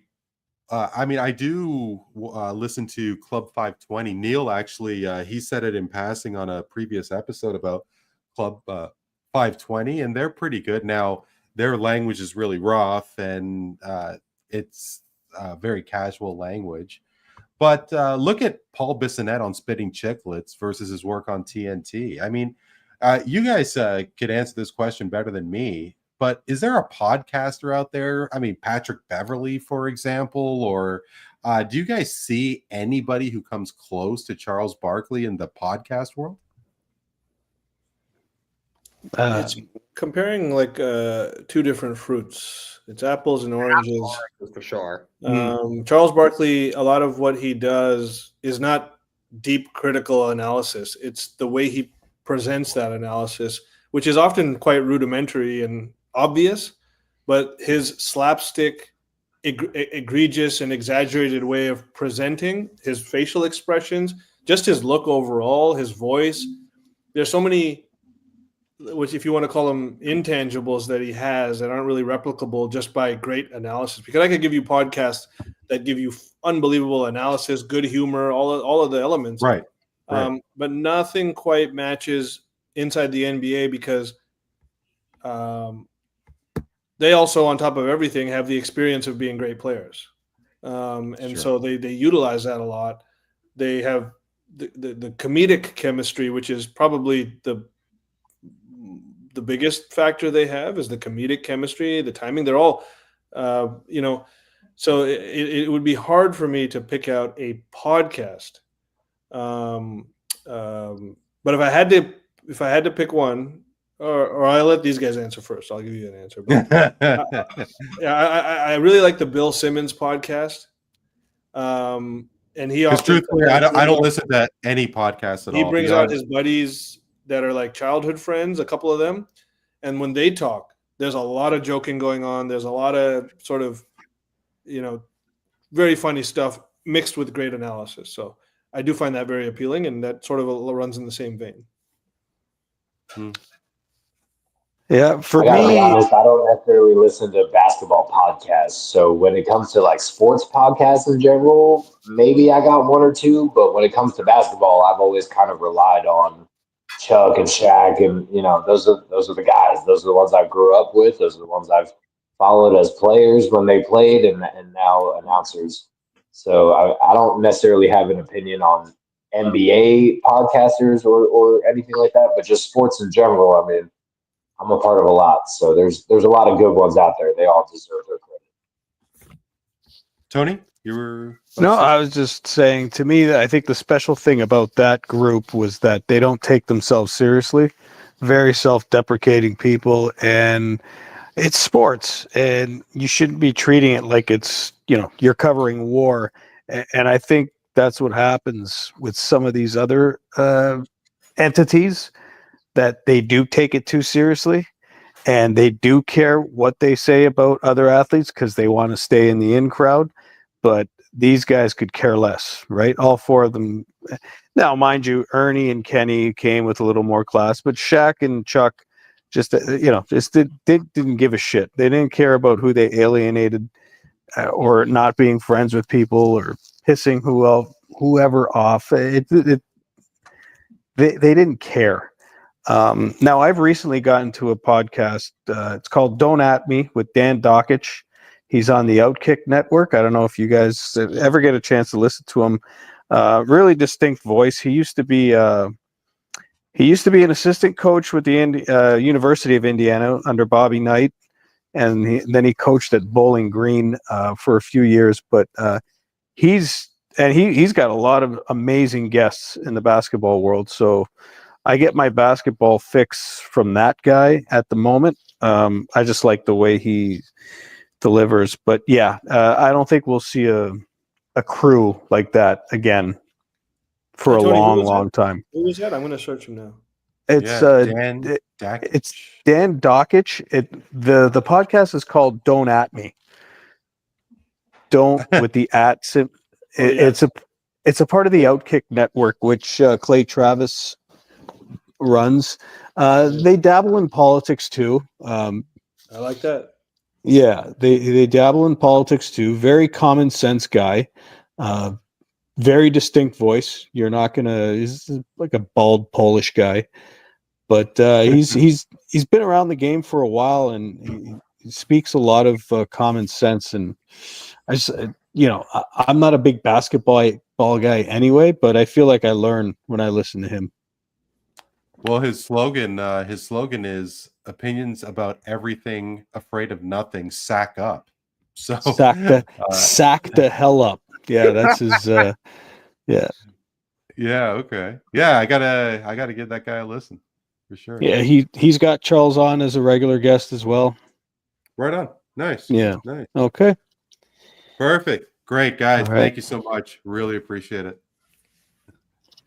Take care, guys. Have a good night. Absolutely. For Tony Antoniou, Neel Katarey, Jake Cardinale, and Matt Hoffman, I'm Randy Katarey. This is Voice of the Fans Canada. Hope all is well and that you are keeping safe. We will talk to you next time.